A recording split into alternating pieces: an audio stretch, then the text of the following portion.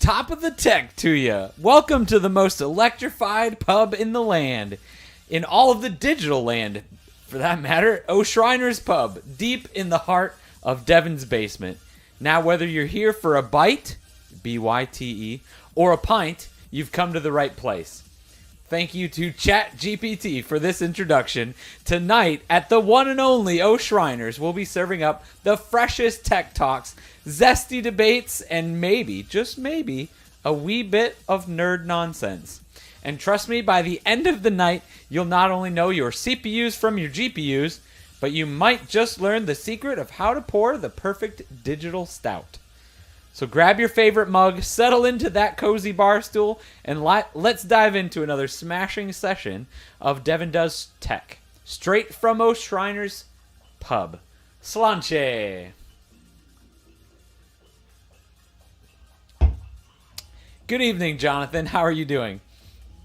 I have gone 22 whole episodes without an introduction to this show, to this type of thing. So as soon as I got down here, I used ChatGPT and I said, "Give me an introduction," and that's what it came up with. Honestly, it wasn't too bad. Probably better than every single other time that I've done this so far. So I feel like I might take a little bit of that and like tweak it, maybe make it a little bit shorter.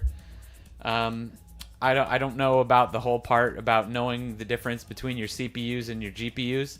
That sounds like something like if I asked my dad to come up with an introduction, he would come up with that from me.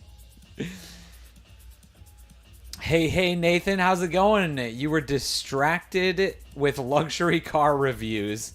I know how that goes. I was just watching the new one from MKBHD where he was whatever that new electric crazy car is. I was just watching that one earlier today. I don't watch a lot as far as cars go, unless they are things that I'm considering either buying or stuff that's actually talking about like the cars that I have or something.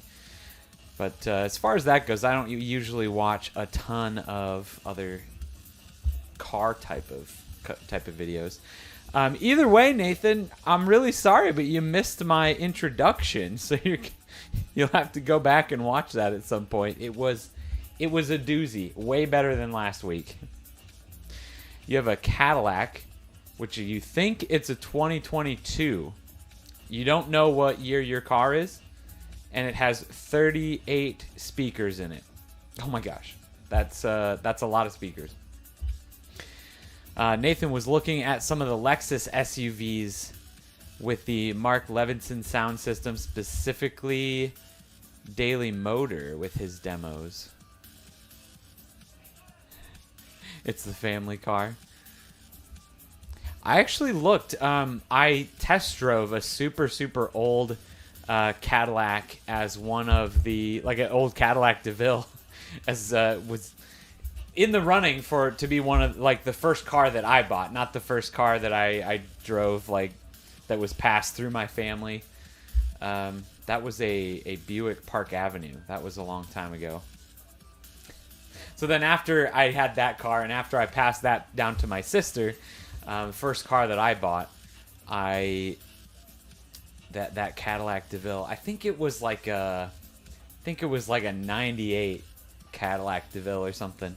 And it was that ugly kind of brownish tan, like almost a copper, but more like a brownish color. So it's probably a good thing I didn't get that car.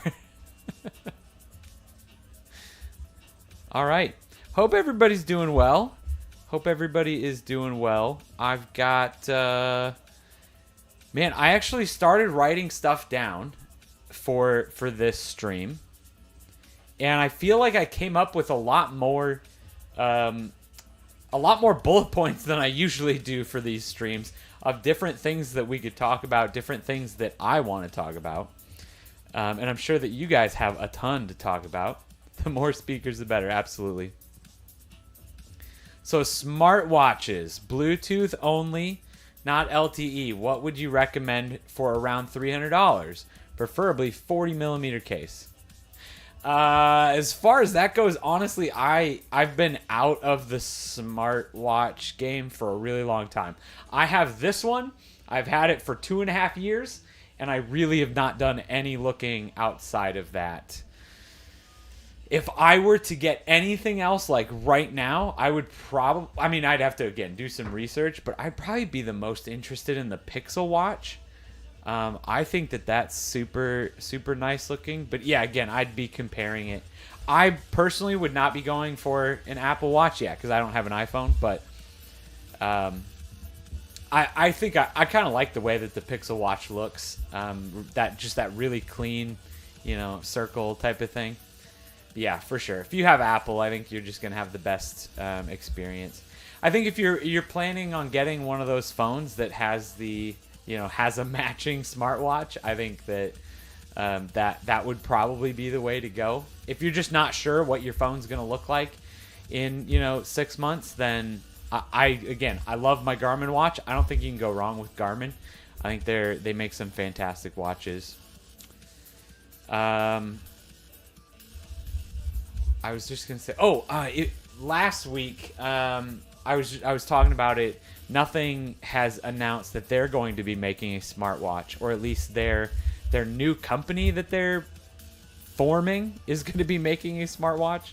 So it's going to be some company by nothing is going to be creating a smartwatch. I'm really interested to see what that looks like. Jonathan says, yeah, go refurbish if you want to save some money. Honestly, I definitely would do that. Like, especially when you see like Samsung come out with with their new phones, and they're giving away like the smartwatch. It's like a $300 if you go and buy it smartwatch, but since they're giving it away with their phones, you can find them on eBay for like $75. Either the brand new one or like the year old model. Like, definitely a good way to go. Smartwatches can get really cheap because I feel like most people just don't want to buy them used, but I'd be okay with it. I'm okay with used watches. You'll at least be getting a Galaxy Ultra next year. Yeah, then I mean I would think that this Samsung Galaxy watch should be at the top of your list sometime around next year. Every time you make a noise on the table, oh my gosh, I'm so sorry. Oh shoot. Okay, hold on. How's that? Here's some noises now. Is that better? I have this microphone over here was turned on. So hopefully that's a little bit better now. Let me know. If it's still making noise, I can definitely stop. Sounds better. Perfect. Thank you for letting me know. I appreciate that. Do they only do that with new phone releases? I don't think so, but it just seems to be a really common thing now. Like, I know that the Pixel Fold, when they were selling that, it was coming with a free Pixel Watch, and I don't know. Yeah, I think it's probably just a timing thing. I'm sure they do it every once in a while. I just feel like they always do it with the releases of the new phones. You like the Watch 6 in the 43 millimeter case? Yeah, again, honestly, I had the Galaxy S2 watch, whatever that was, like the version 2. And I had that for a couple years, and then I upgraded to this for a couple years, and that's about the extent of my that's about the extent of my smartwatch knowledge, unfortunately. But yeah, I'm sure that they're only getting better. Honestly, I like this one because it's one of those hybrid watches. This thing will literally last like a week without charging. And even after that, even if I let it die, it still works as a watch. Like, the hands on the watch are analog. They still just go around, and so that's pretty nice. The regular 6 is in 40 millimeter, and the 6 Classic is 43 millimeter. I had one of the Classics, and honestly, I really liked the Classic. Again, it had that really, really nice. I don't know what the 6 looks like, but the 2 that I had had that really nice bezel around the edge. Galaxy Watch 6. Let me just take a look. Let's Let's take a look.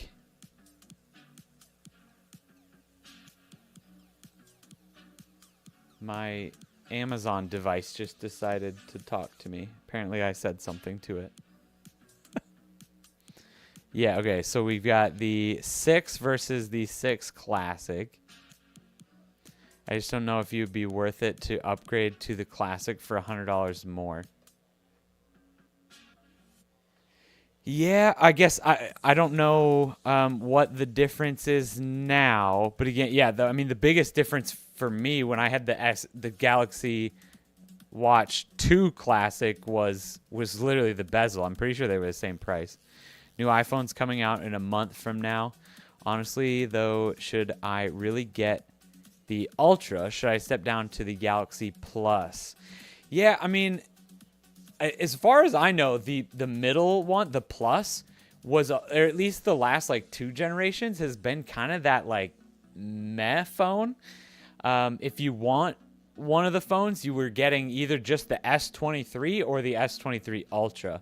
The Plus was always kind of the like, why would you go with this one? So again, I think it'll be interesting to see what keeps coming out, but I think that's the reason why Pixel just does their regular Pixel and the Pixel Pro, because it's like I feel like there's not a lot of people in that mid-range of phones, right? Like they either want a cheap phone that works or they want everything, right?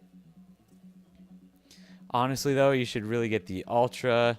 Oh wait, sorry, I'm just reading it again. Yeah, I don't know. Again, it's been a while since I've really looked hard into them, and really I wasn't looking a lot at the lower end phones. All the research and looking I was doing was always with the Ultra. There's just some things keeping you from the Pixel. Hearing about overheating issues and issues with the tensor chips. I mean, I have not heard any of that. I'm not sure what like overheating looks like, but everything that, I mean, my wife is still using the Pixel 7. I mean, I got that in what, like November or something of last year, and it has been like one of the best phones we've had. Just super solid. Camera is always the best. Of every single phone I've had, the camera has always been the best. I mean, I'm sure if there was like legitimate overheating issues, like somebody's gonna help you out, like warranty wise, or something going on, right? But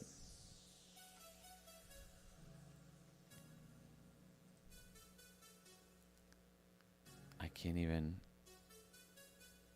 Yeah, see, that's what I like the Classic for. It has that really nice like bezel on it. All right. Sorry, I'll come back here. Awesome. Where did my music go? Why did my music stop? Did my Amazon device just decide to stop my music? There's a reason for Google to ditch the tensor chip in favor of the TSMC in the next couple of years. I mean, I'm sure that there is a reason. I don't officially 100% know what that reason is, but I feel like it's not because of performance. Like the tensor has been ridiculous. It's been fantastic. Again, not necessarily like numbers wise, but that Pixel 7 is the smoothest phone I've ever owned. It's really nice. Yeah, I have no idea what it is, why exactly they're switching away, but I don't know. I imagine it has something to do with the money of it, the actual production of their own chips. I'm sure it's just cheaper to buy somebody else's, and at the end of the day, if they get a better product for cheaper, nobody's going to know the difference anyways. It's going to allow them to make a cheaper phone, sell more. For the price, you'd have to go with the Pixel, but you don't know just those issues I hear about make you skittish about it. Yeah, again, I mean, I know I have some really good friends that all have Pixels as well. My neighbor, who's been on the stream a couple of times, he's got a Pixel 7 Pro. One of my best friends, Nick, he's been on the stream many times, got a Pixel 7 Pro. Scott, that was on the stream last week, his wife has a Pixel 7 Pro. And everybody loves them. Everybody I know loves them. Again, I'm sure that there's some things going on. Oh man, completely missed Clout Shot in the chat. Welcome, welcome. What's going on? Sorry, completely missed you there.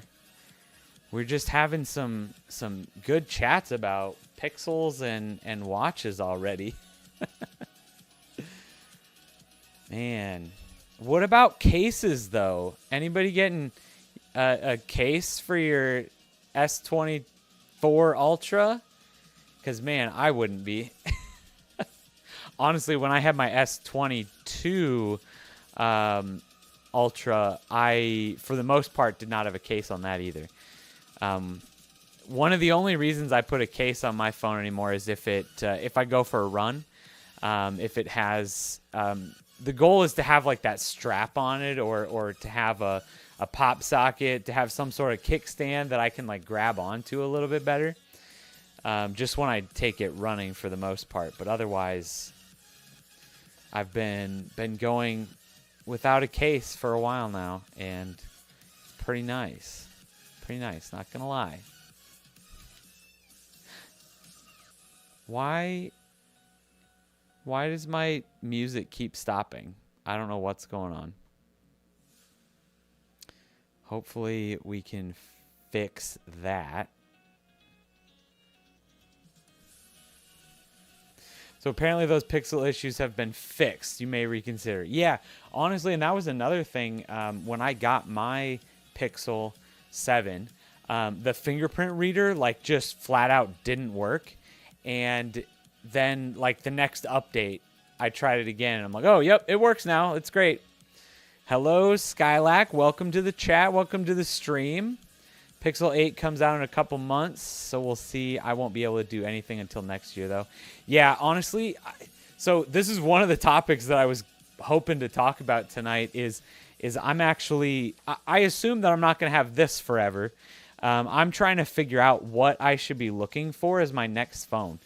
So I've been doing a lot of looking at the Pixel 8 like leaks and stuff to see if that is going to be my next phone or if I should just sell this now and get a Pixel 7, because I don't know if it's going to be crazy different going into next year. Like the cameras are going to be updated a little bit, but like I don't know how big of a deal that's going to be. I think the biggest thing for me is going to be, yeah, the Pixel Pro is going to be $200 less. Yeah, for sure. It's going to be less.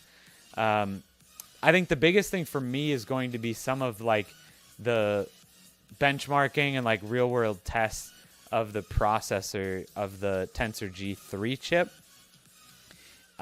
The only thing that I could say bad about my Pixel 7 is like the battery life wasn't fantastic. It wasn't like it was bad, it just wasn't fantastic. I got that Pixel 7 right as all the like S23 Ultra stuff came out, and everybody was talking about like 2-day battery life, and I was like, I end up with like 20% or less by the end of the day, a lot of days with my Pixel 7. Yeah, I think it would be a little bit better with the Pro, but for me, it was the size. That Pixel 7 size was fantastic. So actually, I think worst case, I'm in the process of selling my wife's old iPhone. Halftime gang is here. What's the score? I haven't been watching now. I quit watching when it was still 0-0. But so my wife now is using the Pixel 7. So I'm in the process of selling her iPhone. And at this point, the S23 Ultra doesn't have 2-day battery life, just FYI. Yeah, I mean, there was a lot of people that that were saying that it, I mean, right when it first came out, that we're talking about that kind of battery life. Rumors the standard Pixel 8 is going to be smaller than the Pixel 7, which I'd be okay with. I would be okay with just like a quarter of an inch smaller. That'd be okay with me. I'm actually really considering getting a Pixel 6a right now. So I'm going to sell my wife's old iPhone. And I think I might end up buying a Pixel 6a because they're on eBay for like $150 right now. So literally sell her iPhone for like $400, buy a Pixel 6a for like $150, probably end up selling this and then just use a Pixel 6a for a little bit. You don't think those battery estimates are for people who use their phone all the time? I think they're for the filthy casuals. I mean, this was from a lot of the like YouTube reviewers and different people. So again, I don't know. Maybe that 2-day battery life was minimal use. Maybe it was, you know, without all the things turned down, just trying to maximize battery life and stuff. But everybody just talked about how that Snapdragon 8 Gen 2 was so efficient. You still easily get 12 hours out of your iPhone 13? Yeah, absolutely. Dude, I rarely get down to like below 50% on this phone, to be completely honest. Most nights, I still have like 60% battery, which means I don't use my phone a ton. That's really what it comes down to. Which is why I think I kind of want to get a Pixel 6a and just be like, all right, here's my minimalist phone. Still got a fantastic camera on it. It's going to be the exact size that I want my phone to be. You're a heavy content consumer. Yeah, see, the problem for me is I'm sitting at my computer all day, every day. So when I want to consume content, I'd rather do it on my computer, on the big screen in front of me, instead of this screen. So about the only time I use my phone anymore is when I have to, right? Like text messages and different things. Or, you know, when I'm literally not sitting at my desk, which is not very often, right? When I leave the house, when I go outside or something, we use the camera. Anytime I want to take a picture, right? But like, I don't consume nearly as much content on my phone anymore. Although I have been trying to watch a lot. I've been trying, as weird as that sounds, I've been trying to watch more like vertical short form content on my phone just to like study it. It's been really interesting. I'll go like different days watching, like, okay, today I'm going to watch TikTok, and then tomorrow I'm going to watch a bunch of Instagram reels, and then the next day I'm going to watch a bunch of YouTube shorts. And I just keep like rotating in between those just to like look at the differences and just see how different they are. It's really interesting how they work and how different trends hit different platforms. And you got Disney Plus and Max that you've been using a lot. Yeah, see, I don't watch anything that's like long anymore. And again, if I do, it's on my computer. It's a 20-minute YouTube video on my computer. You get sucked into shorts. Yeah, it can definitely happen. That's what they're made to do. For sure.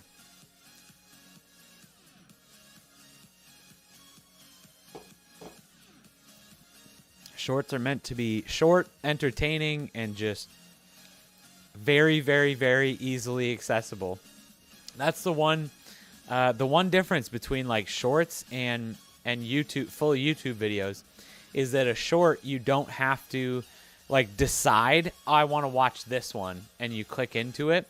Whereas you have to do that with YouTube videos. Shorts, you just get handed whatever's next.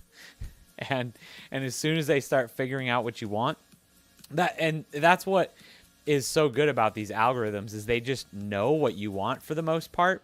Whereas on a standard YouTube page, you have to look at a title and thumbnail and see if you want to decide if you want to click on it and watch the video. Where chances are YouTube knows like you would enjoy that video. You would. That's why it's on your homepage. But you still have to consciously make the decision to click on it. Where Shorts, where TikTok and Instagram, you just get it, and you don't have to decide if you want to watch it or not. You just get that content. So that's fun. So you're talking actual YouTube shorts that you get sucked into, Nathan, or are you talking just short form content in general? Do you watch more TikTok? Do you watch more Instagram, or is it YouTube? Because I've been experimenting with all of them. I honestly still think that the TikTok algorithm knows me the best, but I think that's also it's also weird because YouTube tries to throw in some content that I enjoy, like via long form content, you know, but it just doesn't work on short form. So that's why I think it's a little bit off. It's like, oh, here, you love these kinds of videos, so watch this one. I'm like, I don't want this right now. Give me 15 seconds of laughing. That's what I want right now.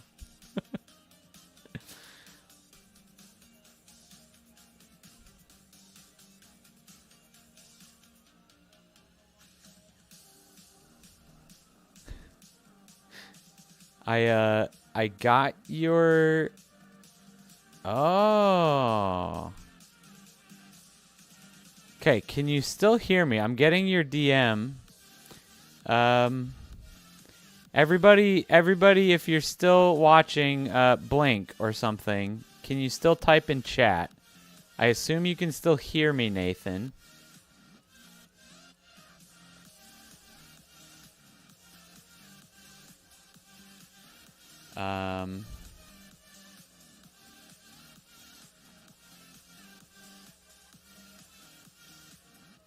Everything is fine. Okay.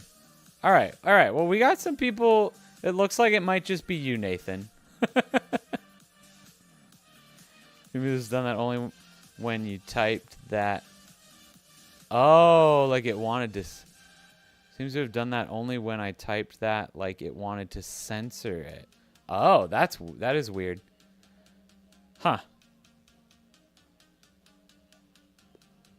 Okay, well, hopefully you can still type stuff. Let me know if you can't type in chat at all. I'll see what happened. See if I can figure out. Okay, cool. Well, thank you guys. Nathan's just apparently having some issues. That happened to you too?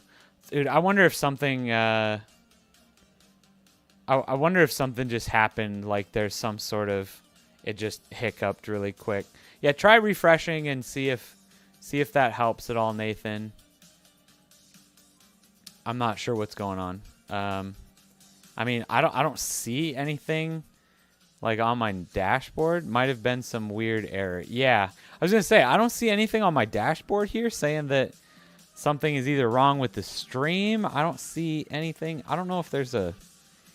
Does it tell me if things get blocked? I don't even know. Just a coincidence. Okay, well, I'm glad we got it figured out. Oh, cool. Okay, so here's what I'm here's a question for everybody. I am so like I said, I'm in the process of selling my wife's old iPhone. For some reason, it's got some crazy value apparently still. I've got it listed on the Facebook. I just listed it on the Facebook Marketplace like half an hour ago. And not half an hour ago. That was right when I went live. Like, we get 7 o'clock. And since I've been live, I've already got 2 messages about it. People wanting to meet. I listed it really high.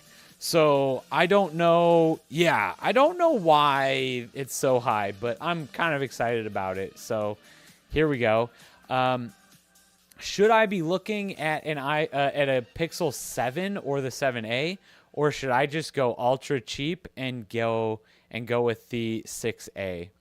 iPhone fanboys, yeah, they're crazy. It's insane. Like this 2-year-old phone, I listed at $550, and I've got 2 messages about it already. Pixel 7a for the security updates. Okay, so chances are this is going to turn into my camera. This is going to be my like recording, filming camera. So I'm not super worried about it. I guess, I mean, I don't know. And the fact that right now I'm using my LG Wing, so I'm not like super worried about security updates. Like I might use it for a little bit, but I probably wouldn't use it like as my daily driver for very long if I did. So I'm trying to decide. See, I mean, the difference is like I could get a Pixel 7a. How much are, Pixel 7a's going for right now? Buy it now at lowest price if I went through eBay. I could get a Pixel 7a for right at $300. So $300, or I could get a 6a for like half that price, like $150.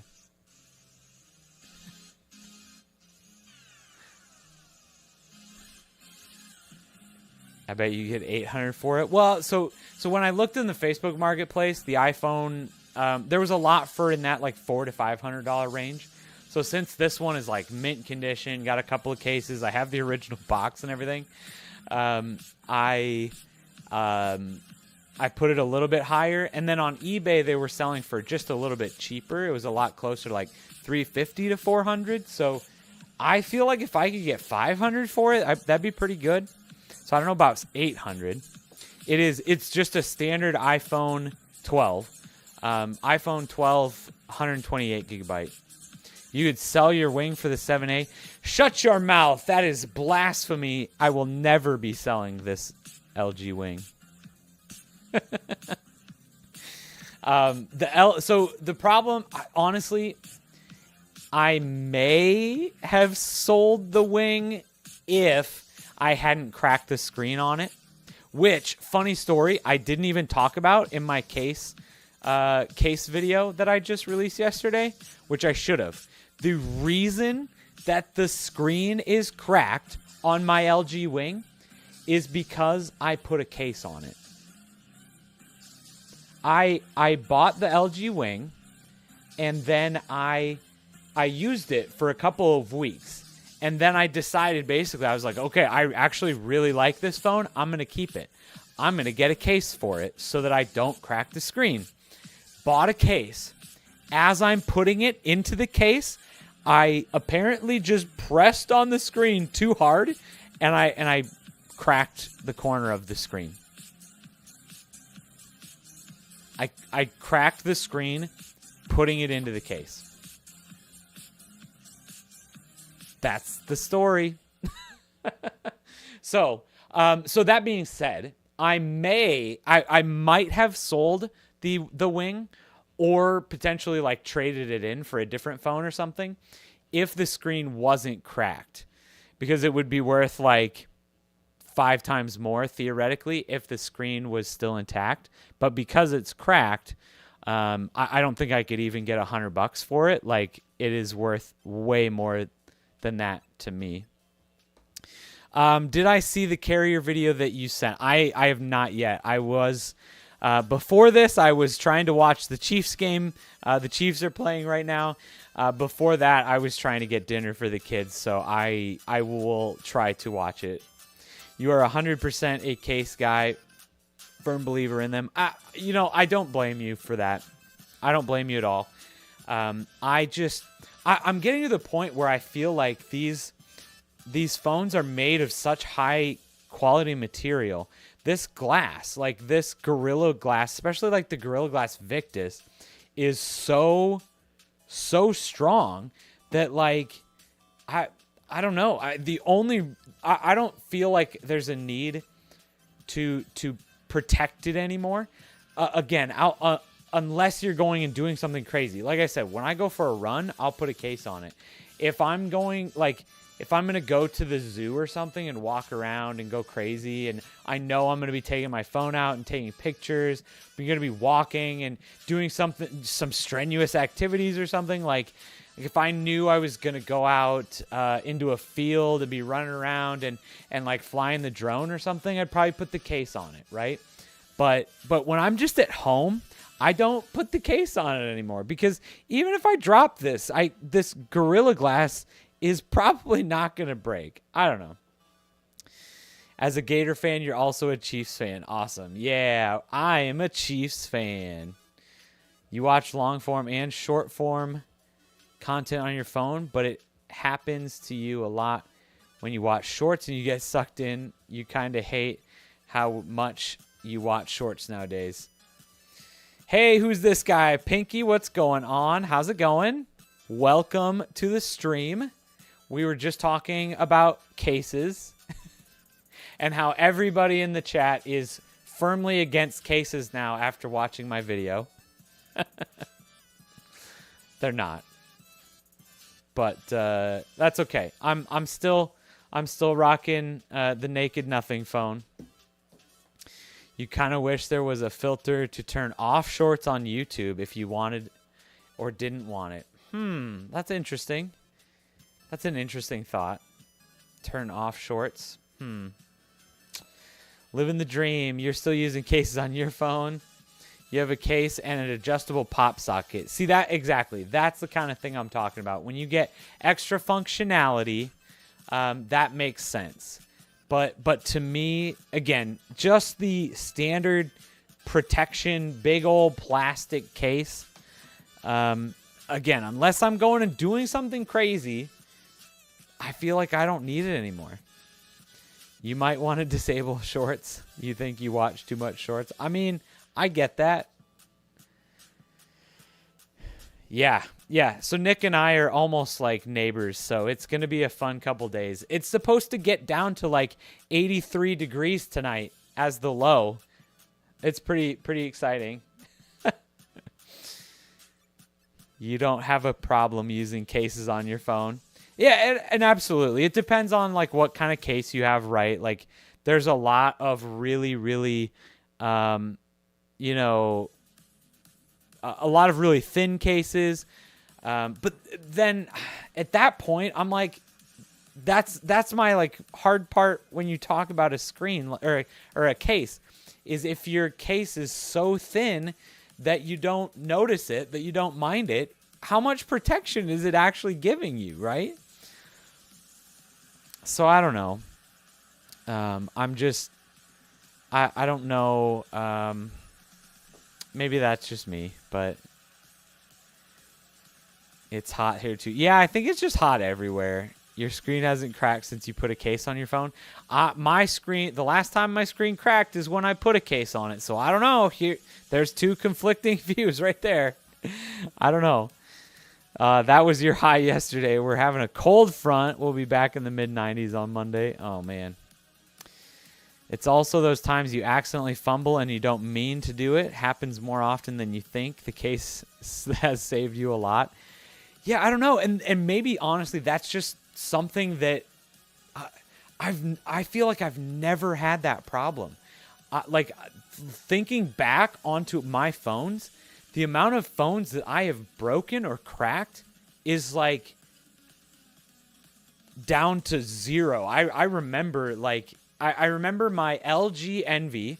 I took on the jet ski and it got wet. But like outside of that, out of all the phones I have, I don't remember like breaking a phone. It just doesn't happen. I don't know. It probably cracked the screen. Other than pressing on it too hard, it probably does not have the same Gorilla Glass protection. Yeah, so this is one of those cases, because the LG wing flips and everything, is one of those that just is on like the back plate. It really doesn't provide any protection. It just is like almost a back plate to get the... It was just because it has the strap on it so that I could hold on to it a lot easier. It has a strap that goes around your hand when you're holding it. But again, yeah, it wasn't anything crazy, but it was like as I'm pressing the phone into the case, I apparently pressed too hard and it broke. You broke almost every phone you've owned. Side question, kind of tech related, not phone related. So sorry to derail everything. Oh, okay. How is it okay to have 100 hot air balloons going up by the World War I memorial when you can't fly a drone above the memorial? I assume at that point they have some sort of FAA authorization. You can go and fly there, like planes fly there. Like that's the point, is that anybody can fly there. You just need, because it's so close to an airport, you have to get authorization from that airport to fly in that radius. It is a controlled airspace, so as long as they have approval, anybody can fly there. It's person to person. I never drop your phone. Your wife drops your phone 3 to 4 times a day. I get that. Like my wife always does that, where she leaves her phone everywhere and carries it around in her hands because she doesn't have pockets. Like, who doesn't have pockets? Come on. Government. Also, what certs or dumb government stuff do you need to do this $20 drone? Chances are you don't need to do anything because one, you're not going to be flying it commercially, and two, I'm guessing it's less than 250 grams. As long as it is 250 grams or less, you don't have to do anything crazy with it. You don't have to even get it registered. You don't have to do anything. If it were over 250 grams, you technically have to go pay the FAA $5 and give them your information. That also only applies if you're flying it outside. So if you're only flying it inside, no big deal. All women never seem to have pockets. Yeah, that seems like their problem, not mine, right? Like I feel like they could decide to make bigger pockets on their pants. Like that's completely their problem. I feel. I don't know who decided that. Your friend has to get certified to fly his photography drone. Yes, absolutely. So to fly commercially means anytime you're going to make money on it. So whether it's photography wise, whether it is even if it's use in a YouTube video that is monetized, like that's commercial flight. If you're going to fly commercially, you need to have a Part 107 certification. 250 grams of what? 250 grams of raw flying drone power. How are you supposed to measure grams? Usually it says on the box, because again, that's something that that's been a regulation now for a really long time. So usually they'll say the weight of the drone like on the box, but I probably wouldn't worry about it. You can come and compare it to mine if you want, because mine is 259 or 249 grams. Sorry. Dude, I don't know why my music keeps stopping. It's kind of weird. It's not your fault, but it is your problem. That's true. That is true. I heard powder. You heard powder what? Oh gosh. Oh, because you're measuring in grams. Okay, I get it. Yeah, I do have a scale, a food scale that we use for food only, promise.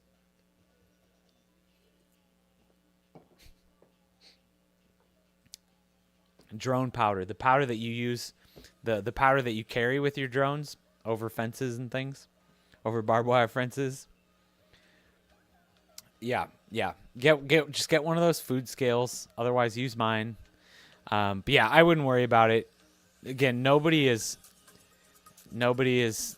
checking. I mean, again, my drone, I have like 30 hours of flight time on my drone. I've never been stopped by anybody. A cop has never come up to me and been like, "Hey, a cop has never come up to me, period, let alone said, "Hey, can I check your license? Like, do you have that registered with the FAA?" Okay, you got the scale, but why all the little bags? Google says 15 ounces is 425 grams. Okay, that sounds about right. Sure. Yeah, chances are that drone that you got is less than 250 grams. Oh, hey, I didn't even see your Discord message, but yes, that Oculus is technically mine. Yeah, that's the one I've had sitting in my closet for like 2 years. It was actually Skylax, if he's still in the chat. So he bought that, got into VR, and then upgraded to an Oculus Quest 2. And then I went and tried it, and he was like, "Yeah, if you want to buy this one, go for it." So I bought it from him, and then immediately I did the same thing. I was like, I really kind of want the Oculus Quest 2 now, so I went and bought one. Yeah, so I just let me know, Skylark, if you want that Oculus Rift back. Let me know. I just listed it earlier today on the Casey Game On buy sell trade group to see if anybody was interested in it, because it's literally I used it before I got the Quest. I used it for a couple weeks or whatever it was, and then it's been in the closet. It has not been used since. So I finally listed it, and I was like, anybody else want to use this? Imagine you're flying your drone, and all of a sudden, you're surrounded by cops asking for ID and bringing in a scale. Dude, right? I think that's the hardest part, though, too, is when you're flying these drones, they can go so far at this point. Like, sometimes, literally miles, right? Like, my $400 drone can fly miles away. Like, how do you find the pilot? How do you find who's flying that? Right? Like, if I'm just in a park flying around or something, sure, but like, what happens as soon as I fly a couple blocks away? How are you ever gonna find me? It's weird. Nah, you don't need it. Okay, you can't go back to wires. Yeah, right. I know. I feel that. About to become third generation. Yep. Yeah. I don't know. I just feel like I don't use mine enough anymore to justify buying another one. Again, unless they launch it like this, the 2, and it's like $200, like maybe I'd consider it then, but I just feel like I don't use it enough. It's not great. They have some way, I think. Oh, they also have yeah. So I mean, there's different things. So the FAA is starting to require people to use what's called remote ID, which is just your drone constantly broadcasting your information. So at this point, the pilot will shoot it down. Yeah. So at this point, with all of the remote ID, so that's not a regulation yet, but it's going to be like next year or 2025 or something, where like to fly a drone, you will have to have remote ID on it. So then at that point, I don't know how it works. I don't know how you scan a drone that's in the air. I don't know how that works. Like if you have some sort of like, it's like chipping your pet, like you have to like scan it somehow. Like I have no idea how it's going to work, but yeah, that's going to be a thing where not necessarily they'll be able to find the pilot like right now, but you'll have to have, that remote ID on there, which will be able to, you'll be able to find at least who the pilot is. Again, I don't know how that's going to work officially, but were you at the World War I Memorial with the Rent-A-Cop stomping on that drone that came down? I do not know about that. Yeah, basically, yep. I have no idea again how it's gonna work. If you need to take the drone down and literally like put a machine on it that'll scan it, or if it's gonna be some sort of like laser gun that you're gonna be able to point at a drone and like read the information coming off of it. That was when we were taking pictures with Gabe. What? Where was I? When was this happening? What? Oh my gosh. Maybe I do remember that. I don't remember anybody stomping on it, but I feel like I do remember a drone going down now that you say that. I don't know. Okay, but now that we're talking about drones, this is actually something that I also wanted to talk about. So while I was on the Facebook Marketplace, this one popped up. Anyway, yep.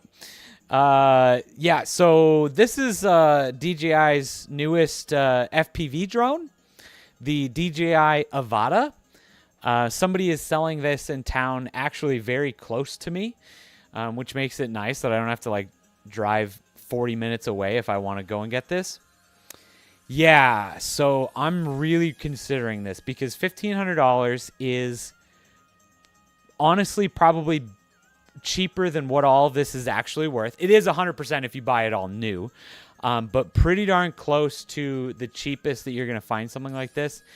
And that's not to mention the nice thing being Facebook Marketplace, no tax. Like if you find this on eBay, it's probably going to be the same price, if not more. And then you'd have to pay taxes and shipping and all that stuff. So decent price already for it. But and the other nice thing, I'm trying to justify this to myself. So it comes with the 2 controllers. So it comes with the motion controller as well as the like FPV remote. Is what they call them. 2 different controllers. I assume at this point I would, I would try them both out, see which one I want to keep, sell the other one. You can sell the motion controller for like $100. This one's like 150, 175. Man, you don't know how you get this kind of rope from your wife to buy this kind of stuff you don't need. See, that's why I haven't bought this one yet. I was actually just talking to Tony the other day, yesterday, about my other drone, is that the other drone, I've made a bunch of money with it already. With the stock video that I sold last week, I've officially gone over $300 sold of stock videos, which again, over the last couple years isn't a lot, but like it's getting close to paying for the drone, right? Not to mention all the real estate stuff that we've done, Katie, being in the real estate market. I mean, I've made over $500 just real estate pictures and video alone. So like the drone that I have is basically paid for itself already. So that's what, that drone has already paid for itself. This drone, that's why I haven't bought it already, is because it's a toy. This one is the fun one, but I'm trying to justify it. So I'm like, okay, so I could sell one of these controllers. It comes with ND filters, which I probably wouldn't need, again, because it's a toy. Those brand new are $80. Like, I could sell those. So I could get a little bit of money back from this, bring it down. So I already tried talking him down a little bit. I'm going to see what happens. But either way, I think I'm really interested. But yeah, it's hard to justify this because, like I said, this one is the toy for sure. That being said, I do know that this gets some incredible, types of shots. You can't get FPV drone video without an FPV drone. Not only do you need a drone like this to get that, but you also need to know how to fly it. Like the other DJI drone that I have, these other camera drones are so simple, like anybody can do it.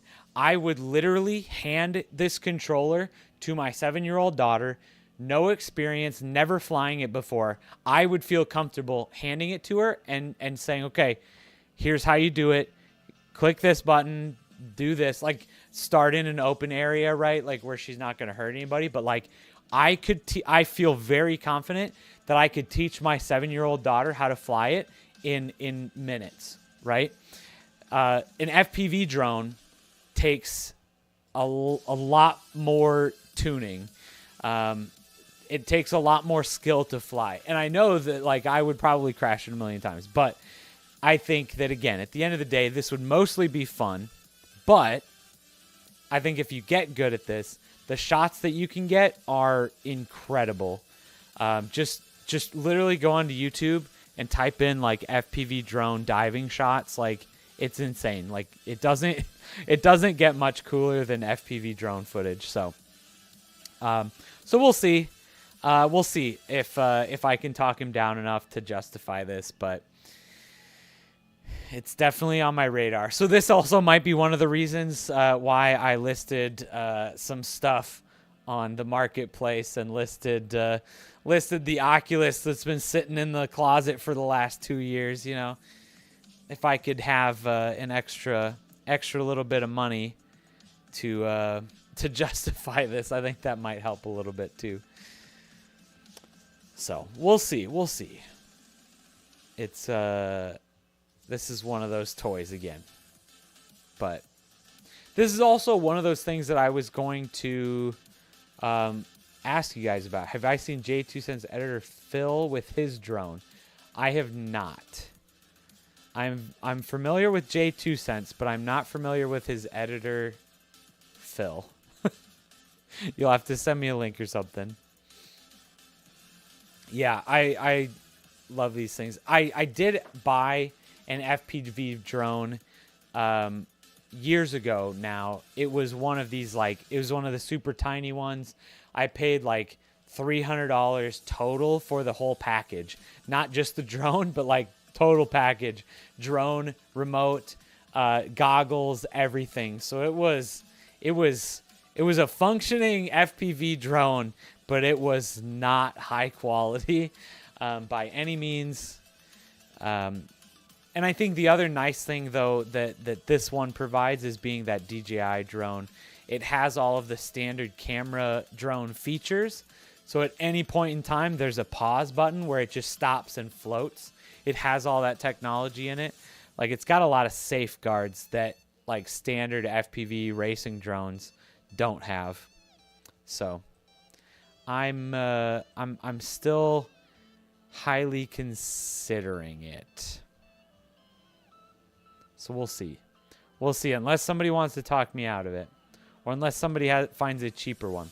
The problem with this one is there's definitely cheaper ones, but not when they come with all the extras that this one comes with.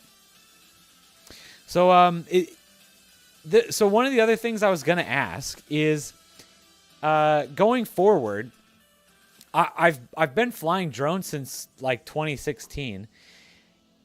is this something that people would want to watch YouTube videos on, or is this far enough on like a technology niche that it doesn't really fit on my channel?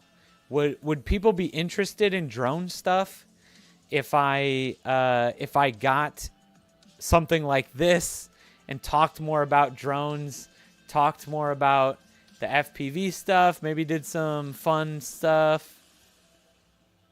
I should skip the drone and buy my wife a designer handbag.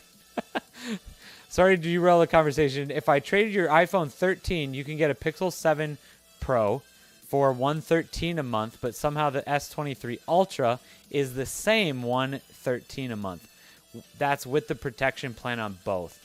My guess is, even though the S23 Ultra is more expensive, they're probably know that.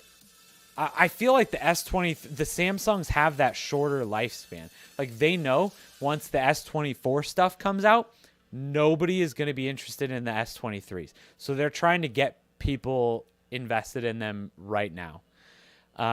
As far as the Pixels go, like I said, I'm literally probably going to go and buy a Pixel 6a within like the next week. Even after, like, if we were a couple months down the road and the Pixel 8s are out, like, I'm still considering the Pixel 6a because it's just the phone that I want. But I don't think I would ever go back and be like, yeah, I'm going to get an S21 Plus. Like, I don't know. Is that a mentality thing, or is that a real thing? Like, legitimately. Like, the amount of people still using old Pixels versus the amount of people still using old Samsungs. This is if you switch to AT&T, by the way. You're just going to get an old flip phone.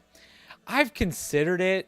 I've really thought about doing a lot of those, like, you know, how people do the challenges. Like, I used a flip phone for 30 days. Oh, I'll use one of those, a dumb phone, candy bar phone, whatever. I've thought about that, but the problem is that there's so many things that I legitimately use my phone for, like GPS and the camera, that like I don't want to get rid of this because of that. You know, like I would love to go back to a flip phone. I would love to go back to I will take all the social media off my phone. Like, that's not a big deal for me. I feel like I would be just fine. Dude, the Pixel 7 Pro has an unlimited data plan that's even less than what I'm paying now on Verizon for unlimited data. That's pretty sweet.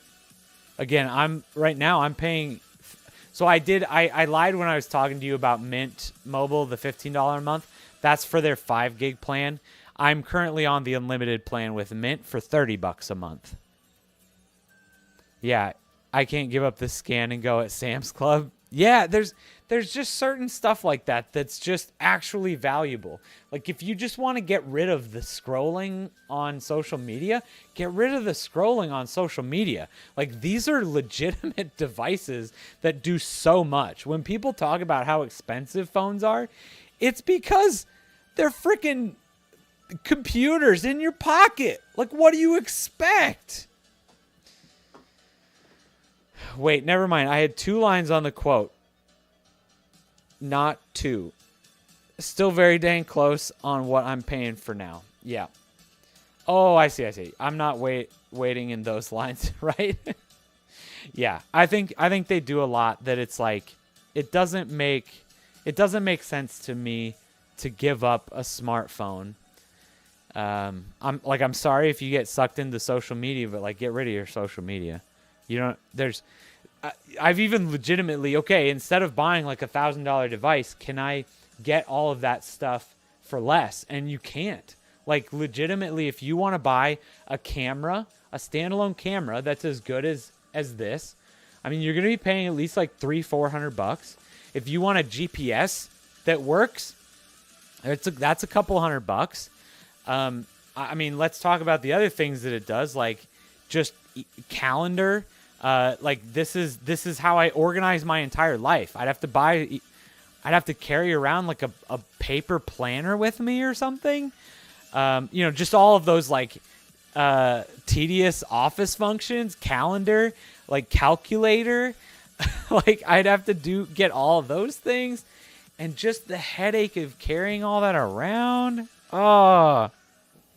If we're talking straight up, no discounts, AT&T is less, but I do have a $20 loyalty discount through Verizon. Okay, all right. So AT&T is still cheaper even with your $20 loyalty discount. That seems like you should not be being loyal to Verizon if that's the case.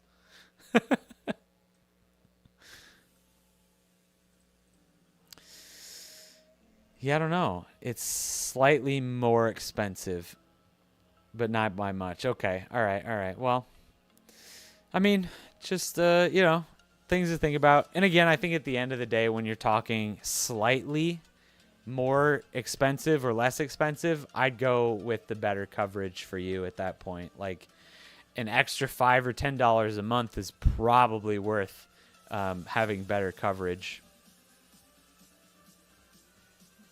But that's up to you. As far as phones go, you're probably still going to get the same prices for phones. Main reason is it has better overall 4G, 5G coverage, whereas Verizon has the best coverage in general. Yeah, I mean, I would do whatever is best for you, unless you're planning on moving, unless you're going to be that mobile in the next like year or two, right? That's the other thing is you have to remember that while this is, going to be like a year or two, it's not forever, right? Like, do what's best for you right now.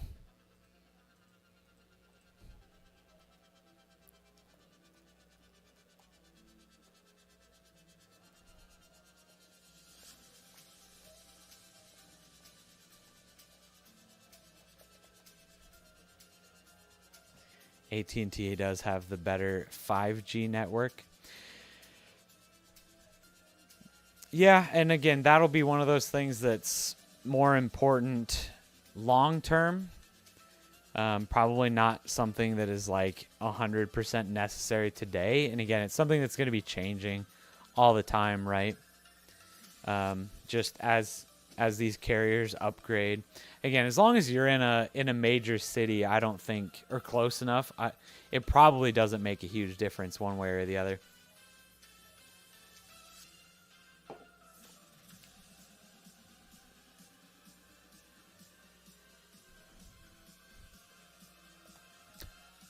Sorry, my wife is messaging me. Apparently the baby's still awake, and he is just very inconsolable. So, T-Mobile has the worst coverage in town, even in town.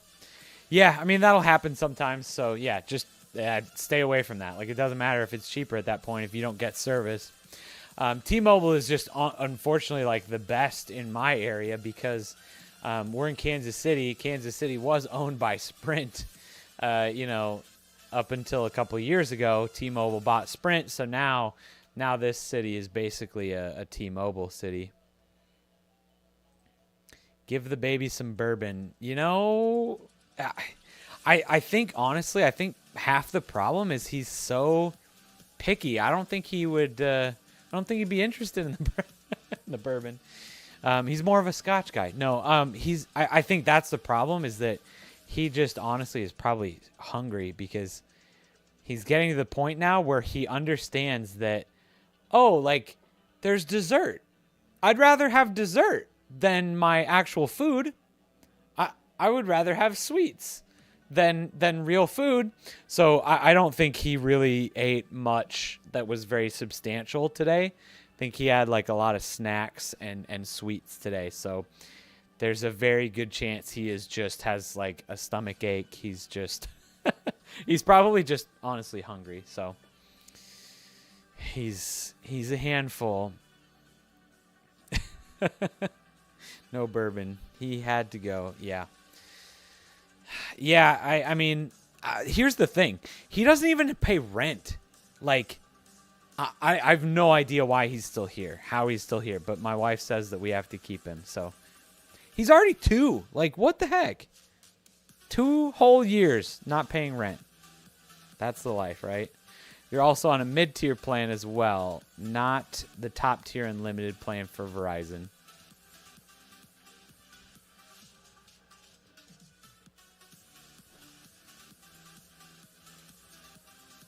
There's another person messaging about that iPhone. I should probably respond to people, but who even messages this late at night on the marketplace? Like, are we gonna meet up tonight? Probably not. You're fostering a 1-year-old? That's awesome. I didn't realize you were fostering. That's very cool. We definitely talked about that, but let's be honest. The 2 that we have are just, they're enough. We actually talked about it a lot more when before we had the second one. We tried for a very long time for the second one, and we talked about that. But you can message back. They'll never. Oh, I know, right? They'll never respond anyways. It's so fun. Well, I mean, one of these people, literally the first message he sent just says, "When can we meet?"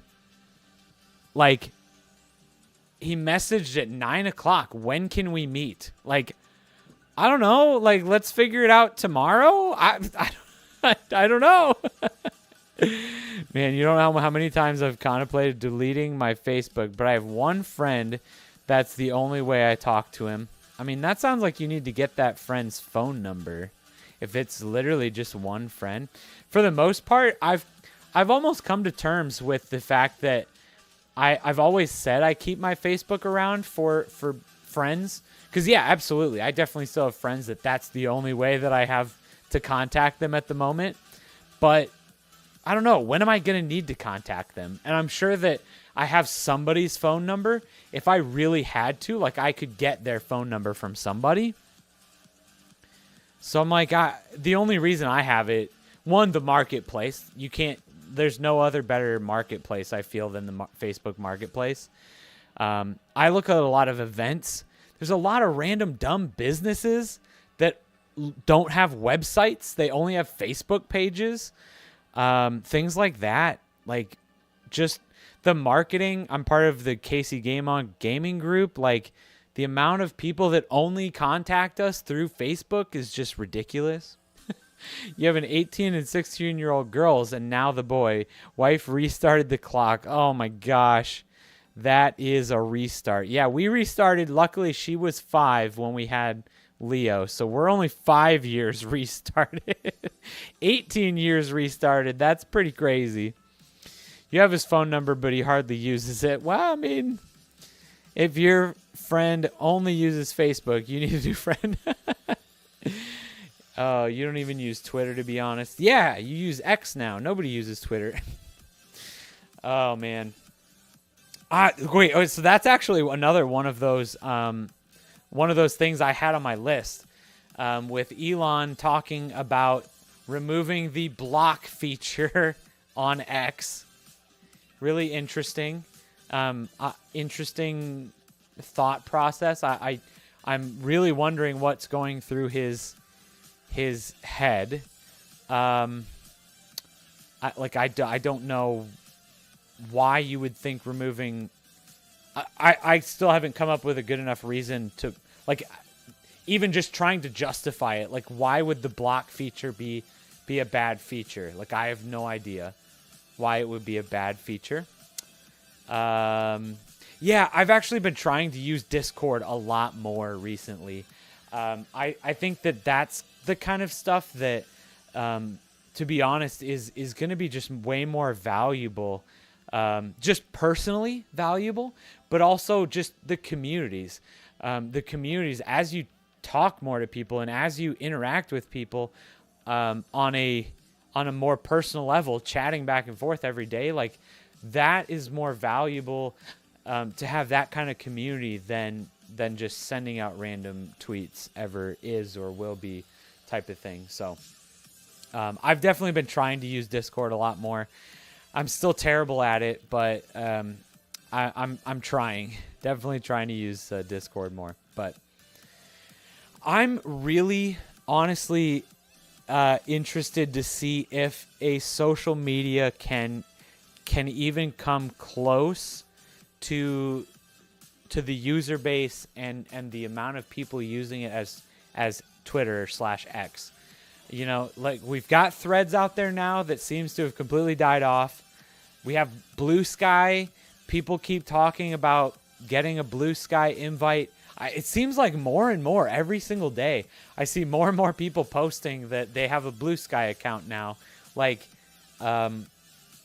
it's crazy to me that usually I feel like that's stuck around longer than Threads did. That stuck around longer than Mastodon did. Blue Sky seems to be the one that has stuck around the longest. I'm just really interested to see if it stays longer than it is. You heard people talking about it's against the terms of service for Apple and Google Play Store to have a social media app without a block feature. That's interesting.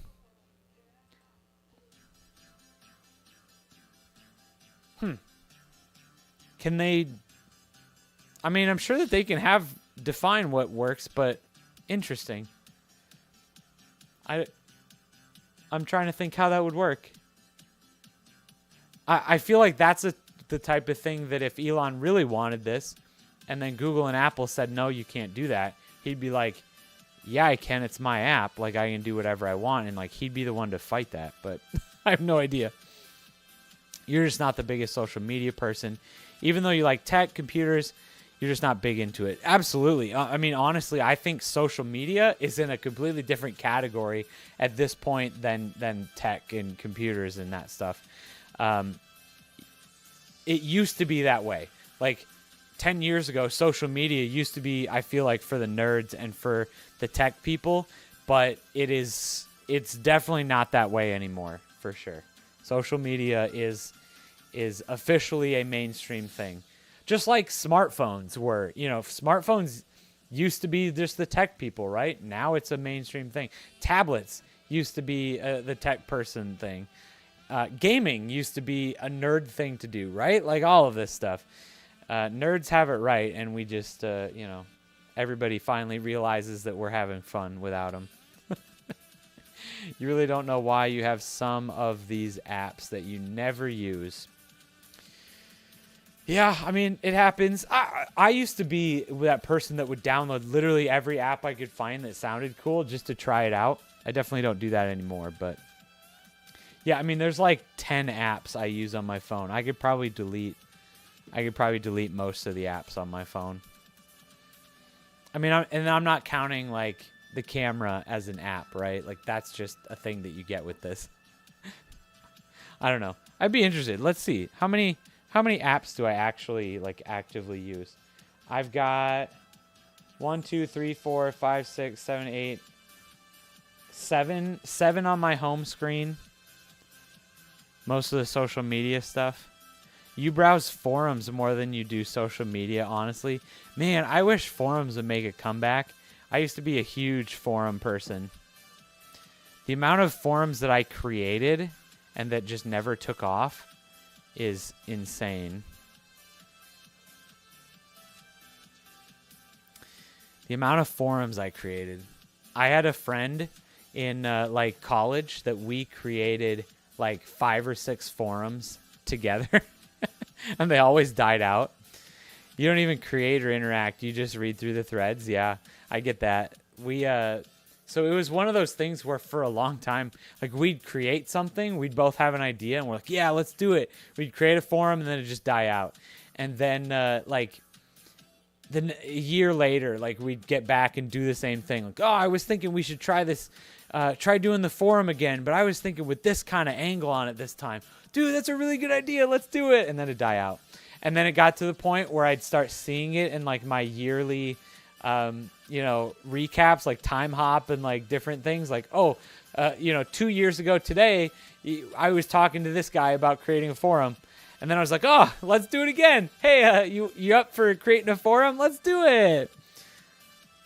Hey, oh my gosh. Exurbian Deaxis? I have no idea how to say that. I'm really sorry. Am I supposed to pronounce the X's? Arbiandis? Arbian? That would be without the X's. I have no idea. Jonathan, didn't chat much here because you're doing your chores. Absolutely. No worries, Jonathan. I appreciate you being here nonetheless. Reddit is one of those places I'll interact, but not a lot as of lately. Yeah, Reddit for me has always been... Reddit has always been a read thing for me. I have never really interacted, commented, anything. Arabian Nights, how's it going? Oh, I get it. All right. Arabian Nights, welcome. Arabian Days, I can say that too, whichever one you want. Otherwise, I can just, say Arabian. That works, whichever one you like. Great, welcome to the stream. Welcome. What car should I buy? Forum is great. Dude, I got sucked into a subreddit the other day called Get Me Out or something like that. Maybe it wasn't Get Me Out. What was it? Something like that. But it was just talking about other people wanting to move to other countries. And that was, I thought, super interesting. Just everybody answering questions about moving to other countries, what that looks like, what you have to do moving from this country to that country, what it's like. Hey, asking questions about what schools are like, what's, the economy like, what are the politics like in this country. Super, super interesting stuff. I could read stuff like that all day. What car should I buy sounds really interesting too. You love that song. It was stuck in a trance. Another Arabian Nights. Oh man, yeah. We just we haven't actually. We watched the old Aladdin when it first, or not the old one, the live action one when it came out with my daughter. She loved that, but it's funny, she loved the live action one, but she got afraid of the cartoon one. Again, at the beginning, when the big lion head opens up, she was scared of the cartoon for some reason, but not of the live action one. So they have some really, really good music in that live action one, though. Like the remakes of the music were fantastic. Well, welcome to this stream. I apologize. We might be a little bit off topic of our tech stuff, but welcome. You're a big fan of, I assume, of Aladdin. I assume not of me. Well, either way, welcome into the stream. How did you find us? Were you just browsing YouTube, or did you see one of the posts on Twitter or anything? Welcome to the stream. Both. Awesome. The live action Will Smith and the animated one is Robin Williams. Yes, you are correct, Nathan. New GPU arrived for the Optiplex case swap build, so when you were putting it in, it was interfering with SATA data in USB 3, so you had to buy the right angle SATA and low profile USB cable for the GPU to be in. That's awesome. You found us via Twitter. Nice. Awesome. This is what happens when I get awesome people like Pinky to retweet me. Appreciate it. So Jonathan, what GPU did you go with? I'm very excited to know. Is it something you already had, or did you get something new? That was, I know I saw the specs, but I completely forget now. This was the fourth gen i7, right? Is that what was in this one? I forget. Wasn't you, kid, got your phone. Okay, all right. The RX 570 4GB model. That's awesome. That's a solid card. Those 570, 580s, those are so good. You've got a 3070. That's what I have in my desktop too right now. I've been enjoying it. I know it's only an 8 GB card, but it's been nice. It's one of the MSI like 2-fan ones, so it fits really well in a lot of cases. I've been looking for different options since all these GPUs are getting so cheap all of a sudden. Oh, you've got the 16 gig model? Nice. I only have the 8 gig model. Again, I don't play a lot of crazy games anymore, to be honest. I probably play Fortnite and League of Legends the most out of anything, so I don't need anything crazy. Honestly, I could play all of this on this laptop. Like the games that I play, I could play from this laptop with no issues and be fine. I don't even need a gaming desktop. The biggest reason I have this desktop at all is I think the video editing. So that definitely helps as far as that goes. But yeah, honestly, I think the 3070 is a nice card. I think the 3060 Ti is like price to performance wise, probably a little bit better. Okay. 16 gigs of RAM versus, okay, that makes a lot more sense. I wasn't sure if there was a 16 gig model. I was like, that sounds pretty legit. That'd be really nice to have. I don't have that. I'm like, I have an 8 gig model. GPUs are getting cheap because in the feature, they can't make them 30K. Yeah, I apologize. I definitely thought you meant a 16 gig graphics card. That'd be pretty nice, but yeah, that makes a lot more sense. 16 gigs of RAM. Yeah, I'm super glad that the GPUs are getting cheap. You heard the new GPU shortage is coming since NVIDIA cannot keep up with the demand for the server cards. AI startup companies buying up for gaming cards. You know, I could see it happening. I could also see it. I haven't seen any numbers with. You want to test the A770? Yeah, honestly, that's at the top of my list. If I could find a deal on a A770, I would probably be switching. But I could see if there was a really low, if the sales were really low, as low as people are expecting for this 4000 series, I could just see NVIDIA and everybody else like toning back the amount of production for like the next 5000 series or whatever they're going to do. And then they're just, if these are actually decently priced, then there being a shortage again type of thing. Yeah, okay, you've got the 8 gig model. That makes more sense. I appreciate the clarification. That's good. Yeah, but again, I think we're getting to the point right now where, again, I think a lot of people are still fine with 2000 series GPUs, right?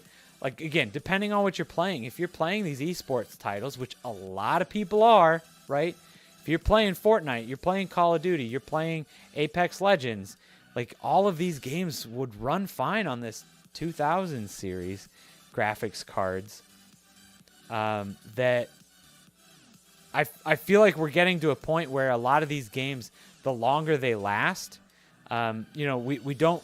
You still see those AAA games that come out, and yeah, you're going to have a 5000 series card when Hogwarts Legacy 2 comes out, right? But if you're not going to play that game and you're just going to stick with Fortnite and Apex Legends, like, if you're playing the same game, you don't need to upgrade your system. So I think it's going to be interesting, and I think that the used market, I feel like the used market is so interesting because I see, all these PCs with super old i5s and a 1660 in them going for $500-$600, and then machines with a crazy i9 and the 3070 are going for $800 because people don't want to necessarily pay the price for these crazy high-end machines. For real, you hope the feature they don't sell graphics cards realistic. Oh, in the future they don't sell graphics card realistic high FPS. Yeah, absolutely. Like, I think it's going to be really interesting to see what happens, how quickly this 5000 series comes out, how quickly everything moves. Because I don't think. Just the same way that I think a lot of technology is almost like peaking at a certain point, right? We're getting to the point where our phones are very similar every single year. Like, okay, we figured out the right screen ratio that everybody likes. We figured out, processing as far as, a couple-year-old phone can run any mobile game that you want to throw at it. The processing power is there. We're starting to focus more on the cameras. We're starting to focus more on the battery life. We're starting to focus more on efficiency and charging speed and all these different things that, what do you do with a graphics card when it's just, now it's as powerful as we need it to be? Like, okay, we can make it more powerful, but what else do you do? Make it more efficient? Sure, but... And obviously, graphics cards are going to be a little bit different, but,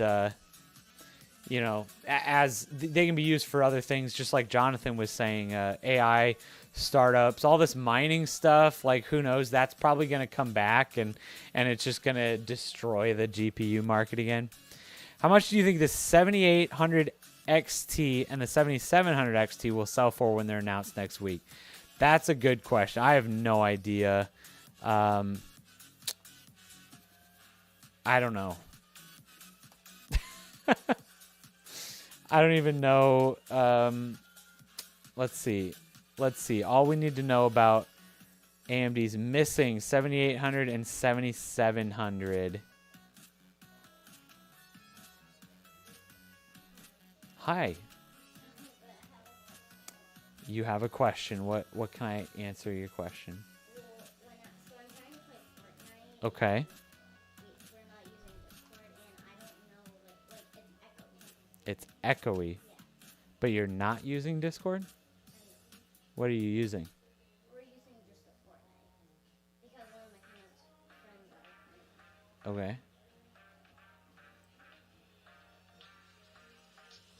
Oh, and while you're doing that, can you help me, like, add him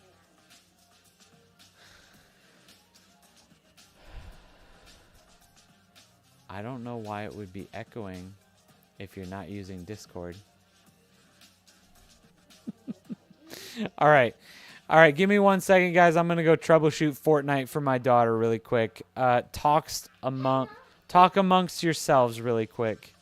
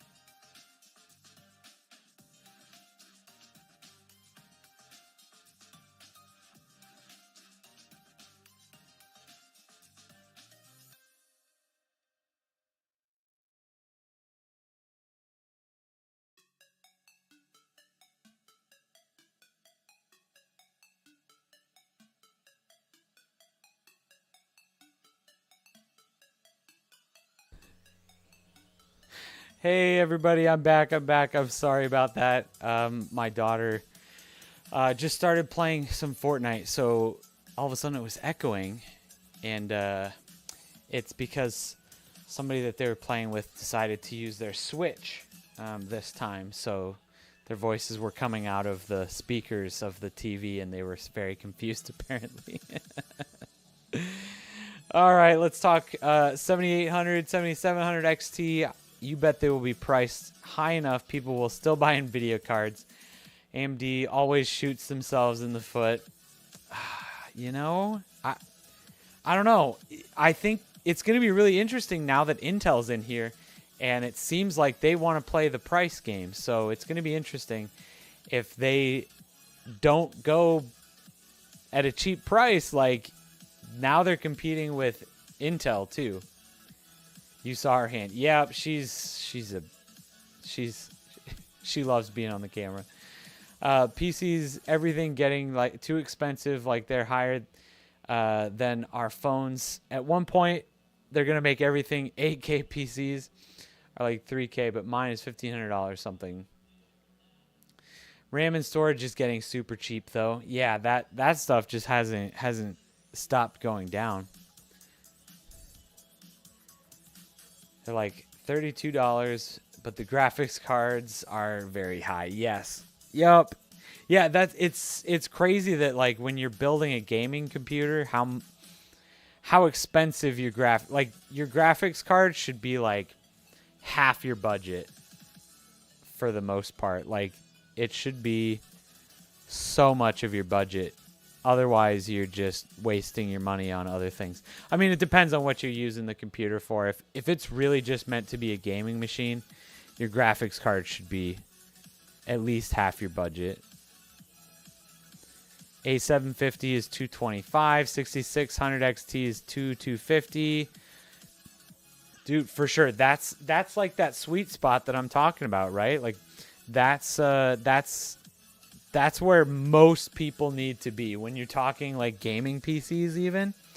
And that'll play just about everything.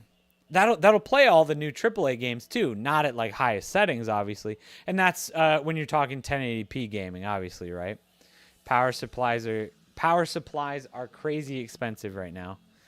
I haven't looked at power supplies lately, but that's dumb. Yeah, it gets really expensive as soon as you want to do like 1440p or 4K gaming, something like that. But I still only have 1080p monitors. Like, is that bad? When you get your Optiplex case swap build done, you would like to show the pictures of the PC to your stream when you send. Absolutely, yeah. I'd love to take a look at it. The A750 is good at 1440p. Dude, perfect. They're really cheap. What games were you playing at 1440p? I remember watching the video, but it was I remember you playing Fortnite, and I'm sure you played Apex and things. They were cheap, though they were 100 and lower there. Oh, as far as power supplies? Or what was $100? Yeah, so I've actually been brainstorming too my next rebuild. I think I'm gonna try to. I have these ideas to rebuild this case I have. I wanna go crazy with it. I've got this super old gateway case that I want to completely redo. I think I want to make it into like a Cyberpunk and Borderlands 3. I want to make that into like the Casey Game On, like a crazy case, but I don't know what to do with it. I don't know if I just like paint it. It's actually hard to find a power supply that is good quality for less than 100. Yeah, for sure. That's the hard part is like, yeah, you can look at, you know, how much power it's outputting, but that's only one piece of the equation, right? As far as power supplies go.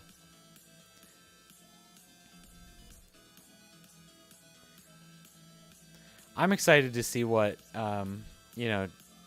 just what these different PC components are going to look like in the next couple years. Like that one motherboard that has all the connectors on the back, talking about making power supplies with the modular options on all the different sides of the power supply, so you can use them in different cases. Like, there's going to be some interesting things. I'm looking forward to stuff like that. Like, I want to build a crazy case that I need some special parts for. But yeah, that's more expensive.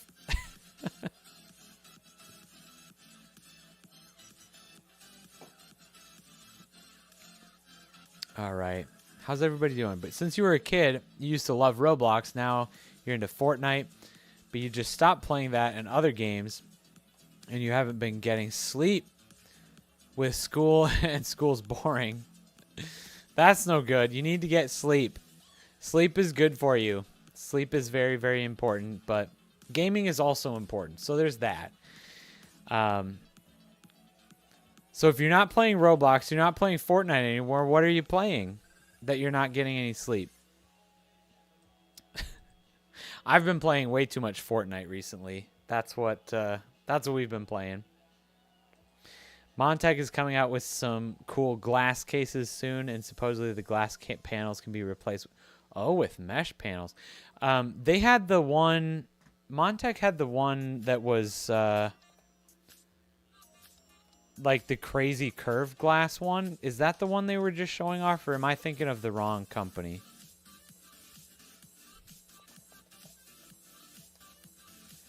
Am I thinking of a completely different... Yeah, I have no idea if I'm... That's probably not the right...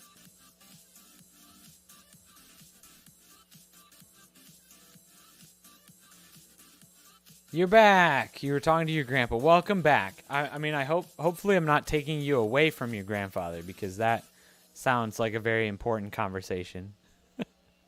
You forgot the Montech case that you have, but it's good. It's one that's very similar to the Corsair 4000D Air. They showed up. Yeah, okay. That's what I was thinking. The ones at Computex. Yep. You stopped. You're going to get back into gaming. The bad fact is you get off school at 4 o'clock and you've got sports. Okay, well, I mean, let's be honest. Sports are games. They're not video games, but they're games still. So you're playing games. That's awesome. What sports are you playing? My daughter has not... she wanted to do softball this summer, but we were just going to be gone for too many of the like practices and games and stuff. Playing football, that's awesome. That's great. I wish I would have played football in school. I did not. Speaking of football, though, I haven't checked the Chiefs score lately. 31-10 in the fourth quarter. Okay. So that's good. That's going well for the Chiefs. You played guard and tackle.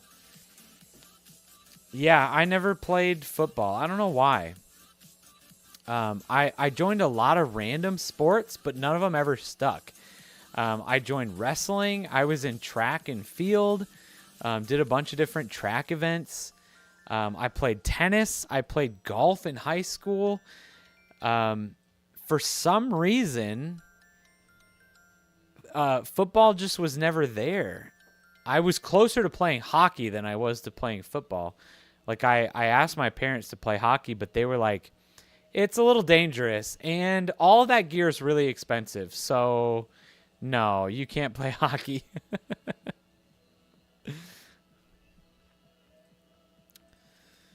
Oh, man. But good. All of this computer talk really just makes me want to build another computer. I think my next step, again, I'm gonna play with this case that I already have. It's over here. I think I showed it off on one of these streams. It's one of these old Gateway cases. You wrestled for about a year. Wasn't for you. Yeah, my wrestling career did not last long. I made it through some practices, missed the first like meet, and just never went back. I was like, yeah. Everybody was bigger than me. I was always like the chubby kid, but I was never like I was never big. I'm not a tall man by any means. So everybody was just bigger than me. Everybody was going into wrestling because they were like born for it. I went into wrestling because I thought it would be fun. Is this thing working? You're having errors. Oh man. Okay, it's working now. Yeah. I don't know. Is anybody else having trouble sending messages, or is it just Nathan? You wrestle and box on the weekends. Wrestling your kids doesn't count when you're wrestling somebody that's a quarter of your size. That doesn't count.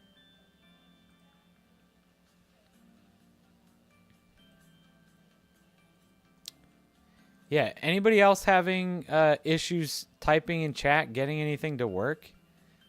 Or is it just Nathan? Nope. No errors for Pinky. You wrestled heavyweight. You were 220. Most of the people you wrestled were 275. That sounds like a very unfair fight. You could never do contact sports due to your heart condition. Oh, yeah, that's right. We were talking about that at some point. Yeah, that's fun. That's fine. Honestly, contact sports are no fun. Let's be honest.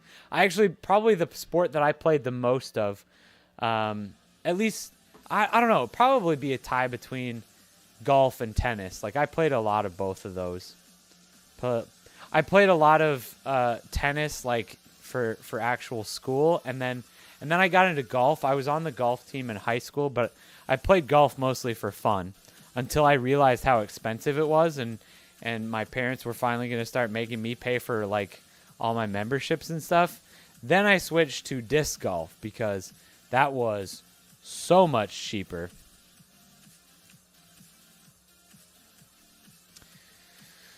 Arabian Days and Nights had an error. Jonathan can still type. Oh, weird. Not everything is showing up in OBS, but it's showing up on the YouTube. I don't know. Man, this is weird. I feel like we've never had these problems before, but yeah, there's definitely something going on tonight. Hopefully it's just a YouTube thing tonight, and next week everything's fine. You did a little bit of soccer and flag football. Your mom made you fight, but you like beating people up. So, okay, well, that's good. Your first match, some guy that was 275 fell on your face, slid to your neck, and nearly choked you out before you could finally get him off you. Okay, all right. That's good. That sounds like fun. You were more into the agriculture programs. Yeah, absolutely. Than you were into the sports. But somehow you were friends with the entire basketball team and football team. Oh, yeah, basketball. I completely forgot about that. I only did basketball in, like, middle school. I didn't do any high school basketball. I was not good at basketball. Again, chubby kids don't really do well in basketball. You got to be able to run. Got to be a server issue on the YouTube side. Yeah, there's something going on. Because, yeah, all of a sudden I look back and forth between my OBS and my YouTube dashboard, and there's different messages. I'm getting more in my YouTube dashboard than I am in OBS. So I don't know what's going on there. Hopefully I haven't missed too many messages from people, but I'm now looking at my YouTube dashboard. Everything we type is going slow on your screen. I don't know why. Yeah, maybe it's a disc or an OBS thing. Maybe OBS is just lagging. I can always try. Well, I don't know how to. I can do that. I don't know if I can. Let me think. I think I can refresh this. Here we go. Okay, refresh. Let me see if that helps. Okay, I just refreshed that. It's a browser thing. I don't know if, again, that's not going to change the all the errors that you guys are getting. Everything you're typing is slow on the screen. Hopefully this helps. Hopefully it's updated and a little bit better now. Yeah, your second near-death experience. Yeah, that sounds like a bad, like, there's near-death experiences, and then there's, like, wrestling near-death experiences. That sounds like a whole different thing, right? You heard about Google trying to DRM the internet. I have not heard about this. What exactly do you mean? Google trying to DRM the internet. Are they just, like, claiming that they own the internet? Oh, they're Web Integrity API, sorry. You might have, this looks really intense article. You might have to give me the TLDR on that one. It's worse for me in football. I literally get tackled by the one kid who broke the scale. And he went to the doctor, said he weighed 500 pounds, and he broke your hand and he got kicked off the team. Holy buckets, 500 pounds. That's one of, like, how did he get on the team? Like, is he able, like, not trying to, like, fat shame or like say that he can't live his life how he wants to, but But don't you have to like be able to pass some sort of like physical exercises to be able to get onto the football team? It just sounds difficult. Wow. That's crazy. It's all about Google's anti-ad blocker stuff. Interesting. Okay. I'll have to read about that. Yeah, so I see the article. I am not able to like in 10 seconds glance over this. So I'm going to have to read it at a later point in time, but Pinky is laughing because he played guard and used to pull and hit the DBs coming across the field. 220 full head of steam versus 140. Oh gosh. Oh my gosh. 500 pounds. Ain't no way. That's pretty crazy. They just let him on. I mean, if it works, I get it. You have to pass a physical, right? Yeah. Oh, you don't have to be in shape. Okay. All right. Well, that's fair. That's fair. I'll give you that one. The technicality, I'll give it to you. Oh, 200 on a good day. The weight can crush. Right? Yeah, that's crazy. That's a solid double of most high school football players. Even your laptop would, yes, for sure it would. It would. Man. Well, this got off topic like very quick. Very, very quick. How's everybody doing though? I hope everybody's having a good time because I am. That's not getting in the elevator with other people type of weight. Oh my gosh. All right. Oh man, is there anything else tech related that we're supposed to be talking about? I think I've at least mentioned everything on my list. How he's 12 and weighs that much. Yeah, that sounds like he should. I mean, sports is probably a good thing, right? But I mean, he should probably be focusing on some other things other than sports. Jonathan had a burrito for dinner. That sounds fantastic. Nathan is still strongly considering the Pixel, though. I think you should. If you know anybody that has one, like, talk to them about it. Like, I bought the S22 Ultra after being on iPhones for a very long time. Did I have any other Androids before that? I don't know, probably. But like I really like the Samsung, but as soon as I got the Pixel, I just fell in love with it. Honestly, it's such a nice device. This might be one of those things where like go and buy one on Amazon. There's a 30-day no questions asked return policy. Like just go and buy one on Amazon, like test it out a little bit and then send it back. Like see what you think. Like I know that's a terrible like suggestion, but they're such good phones. LTT controversy.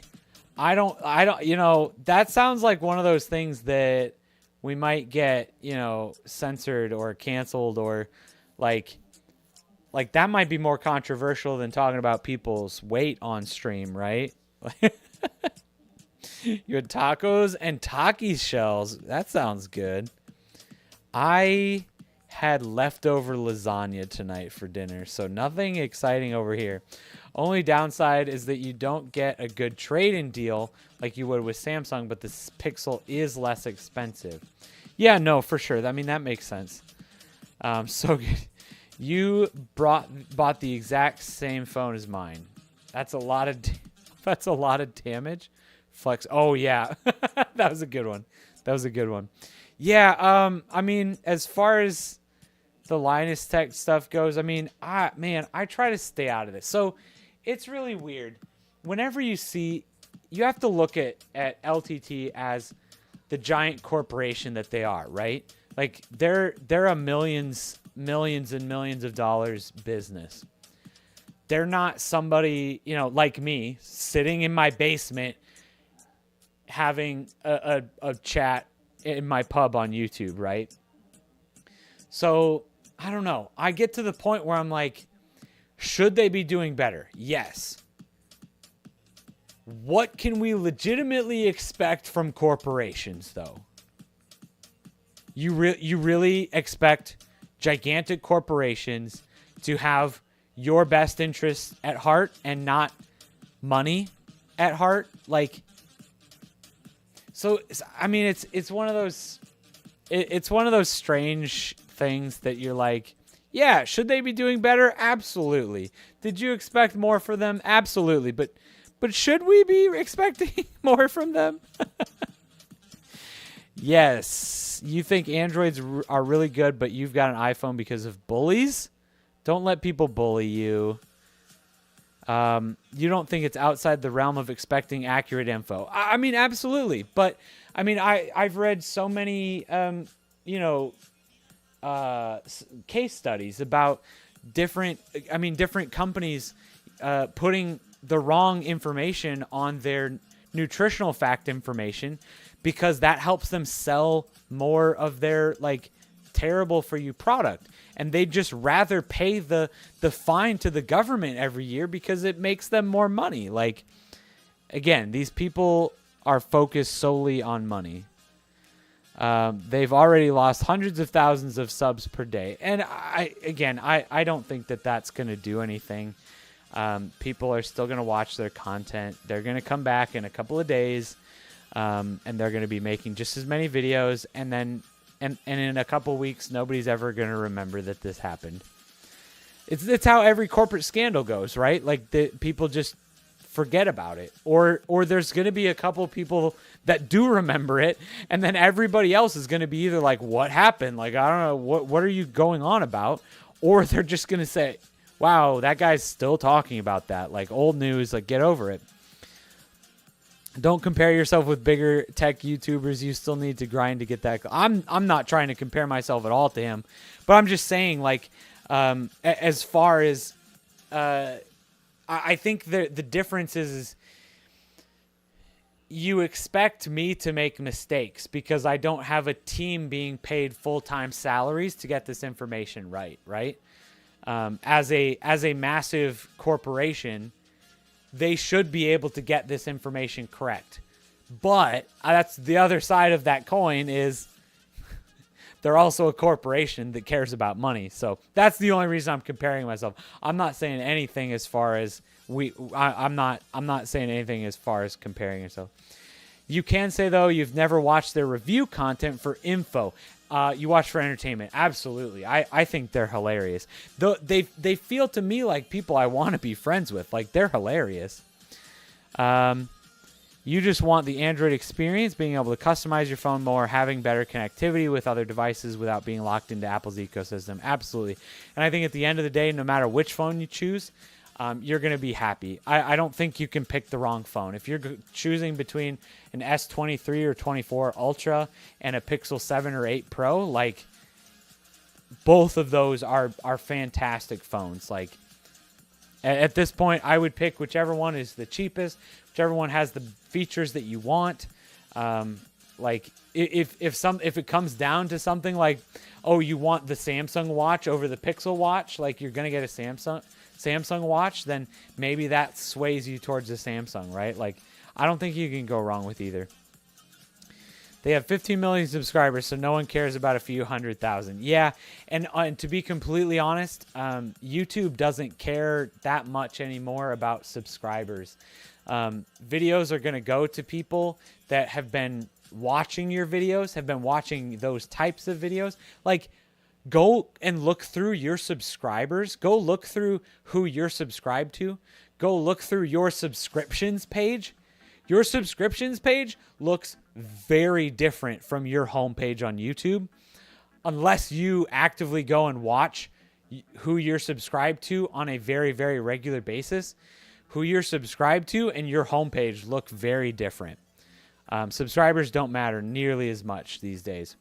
You had 500 subs, but quit YouTube on this account and deleted the videos, and everyone unsubbed. Yeah, I mean, that'll happen. If you just quit, if you delete everything. But I mean, most of the time people don't unsubscribe. It's if you just do that. But What kind of videos were you posting before? Was it technology related? Was it anything like this? Everyone makes mistakes. I think that's the other thing is, you know, that's what I'm saying. When somebody like me makes a mistake, it's not a big deal, right? Like, yeah, I make mistakes. I'm doing this part-time, right? Like, I'm going to make mistakes. I think there's a lot of people that are just expecting more when you have such a big corporation, but it's a double-sided coin for sure. You're going with Apple because most of your family uses iPhones. I get that argument to a point, but I also made the switch to Android when most of my family all used Apple products as well, and it was the best decision of my life. Now you start low, you get 1K, then you get that dough. Just start them unboxings, you'll get subs because you're making videos about what people want to see and if they're getting that. You used to post gaming content. Yeah, it was gaming. Okay, cool. Yeah, I'm in that process of really trying to figure out what this channel still even is. It's been a struggle. I posted for almost an entire year very, very consistently. Just tons and tons of different tech stuff. But now I'm in the process of like, is that what I want? Is that what I should be doing? What should I post? Do I want to do this? And I'm trying to figure out that balance between what content I want to make versus what content I should be making versus what works versus, you know, all this different stuff. So there's a whole lot of stuff that goes into it. You used to post Minecraft videos and your other channel before you completely moved on to tech. Your entire family uses Apple too. Yeah, absolutely. And I mean, that makes a difference. You think tech content works better on your channel than gaming channel. Quit messing up the group chat. Dude, it's as far as I'm concerned, it's the Apple people that have messed up group chat. Nothing wrong with the way group chat works on literally every other phone in the world, but the iPhone has to mess it up. Except your grandpa, he's on a flip phone. Yeah, I think about that kind of thing all the time. My grandparents, my last grandparent passed away in what, 2000? Well, it was probably like, well, I was down here, so it would have been what, 2013, no, it was after Amelia was born.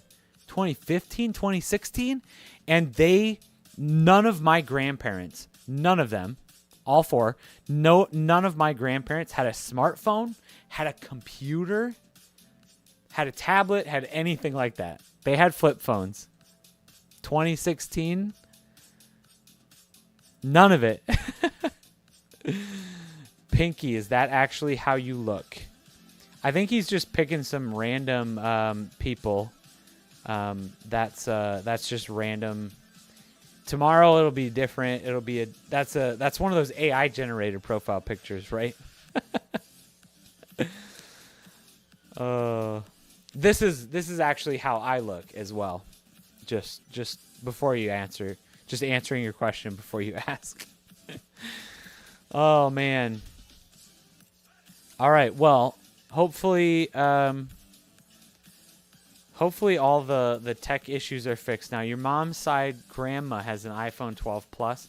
Yeah, I assume at this point, if they were still around, they would probably have smartphones at this point, just for like the FaceTime stuff, just for, you know, just as simple as it is now, right? That kind of thing, to be able to just communicate. My mom still doesn't have, we just got her a smartphone not long ago. She still refuses to sign up for almost all social media. I don't know how, but we got her to sign up for an Instagram account. She has Instagram, but she doesn't have anything else. She doesn't have a Facebook, Twitter. She's never used YouTube before. She's never used like any of these other platforms. But she signed up for an Instagram account. You thought your face was a Snapchat filter. Yeah, I mean, I know that it looks like I have that fancy makeup, you know, good looking, be bold filter, whatever it is, but nope, this is my real face. This is what I look like. You were telling your grandpa if he wanted to make the switch from a flip phone to a smartphone, he'd be good going with the Samsung A series phones. Absolutely. A series are great budget phones.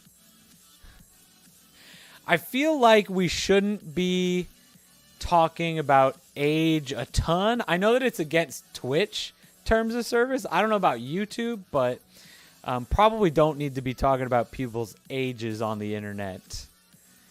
My grandparents, even your dad's side, has a phone.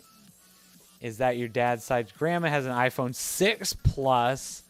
You got to talk to them about upgrading the 6 Plus. That's not getting security updates anymore. All right, you're trolling. You're only 4 years younger than Google. Oh my gosh. Is it just me or is the stream laggy? I don't know. I hope not. Let me see. I have not officially dropped any frames as far as OBS is concerned. It's a Lloydzilla. Everybody watch out. Welcome to the stream. Thanks for stopping in. Looks good to you? Perfect. Thank you. We were just talking about my beautiful Snapchat filter-esque face. I'm glad that everything looks great. Stream's good for you. All right. Awesome. Well, thanks for stopping by, Lloydzilla. I appreciate you being here. Lloydzilla has also been streaming on YouTube the last couple days. When does Armored Core come out? I know you're planning on streaming that. Is that like next week or is it release date? Why is this not just giving me an answer? August 25th. Okay, so next week. Stream looks good to you. Cool. It's working out. Awesome. You might want to buy a used iPhone SE. No idea what the latest number SE is. I think 3. I think the iPhone SE 3 is the latest. Yeah, the SEs are really great. I just love small phones. Armored Core on Friday. 2 days after your birthday, they made the game specifically for you. That's awesome. I'm glad that you are getting that for your birthday. Do you see the heart spam? Yes, I see it. I don't know if everybody else does. I definitely see it. I don't know what that does. Is it just like heart spam? Does that count as like extra interactions on my channel? I actually have no idea. Either way, I appreciate it. I'm fine with some extra hearts. Well, happy early birthday, Lloyd. I'm glad that you are getting what you deserve on your birthday, really. Let's be honest. Next week, you're getting the new Battle Pass. Wait, what Battle Pass? Is there a new Fortnite Battle Pass already? I know you were talking about Fortnite earlier. Which Battle Pass are you talking about? Because if there is a new Fortnite Battle Pass, I need to go play some games. Just heart spamming. That's fine. You guys spam hearts all you want. You're on your desktop, so you do not see it. Okay. Interesting. Thank you. You're welcome. Yeah. Rainbow Six new season next week, you think? It's coming August 20-something. Season 5? I had no idea it was coming this quick already. Fortnite Season 5? It's already coming like this month? Why have I not heard about this?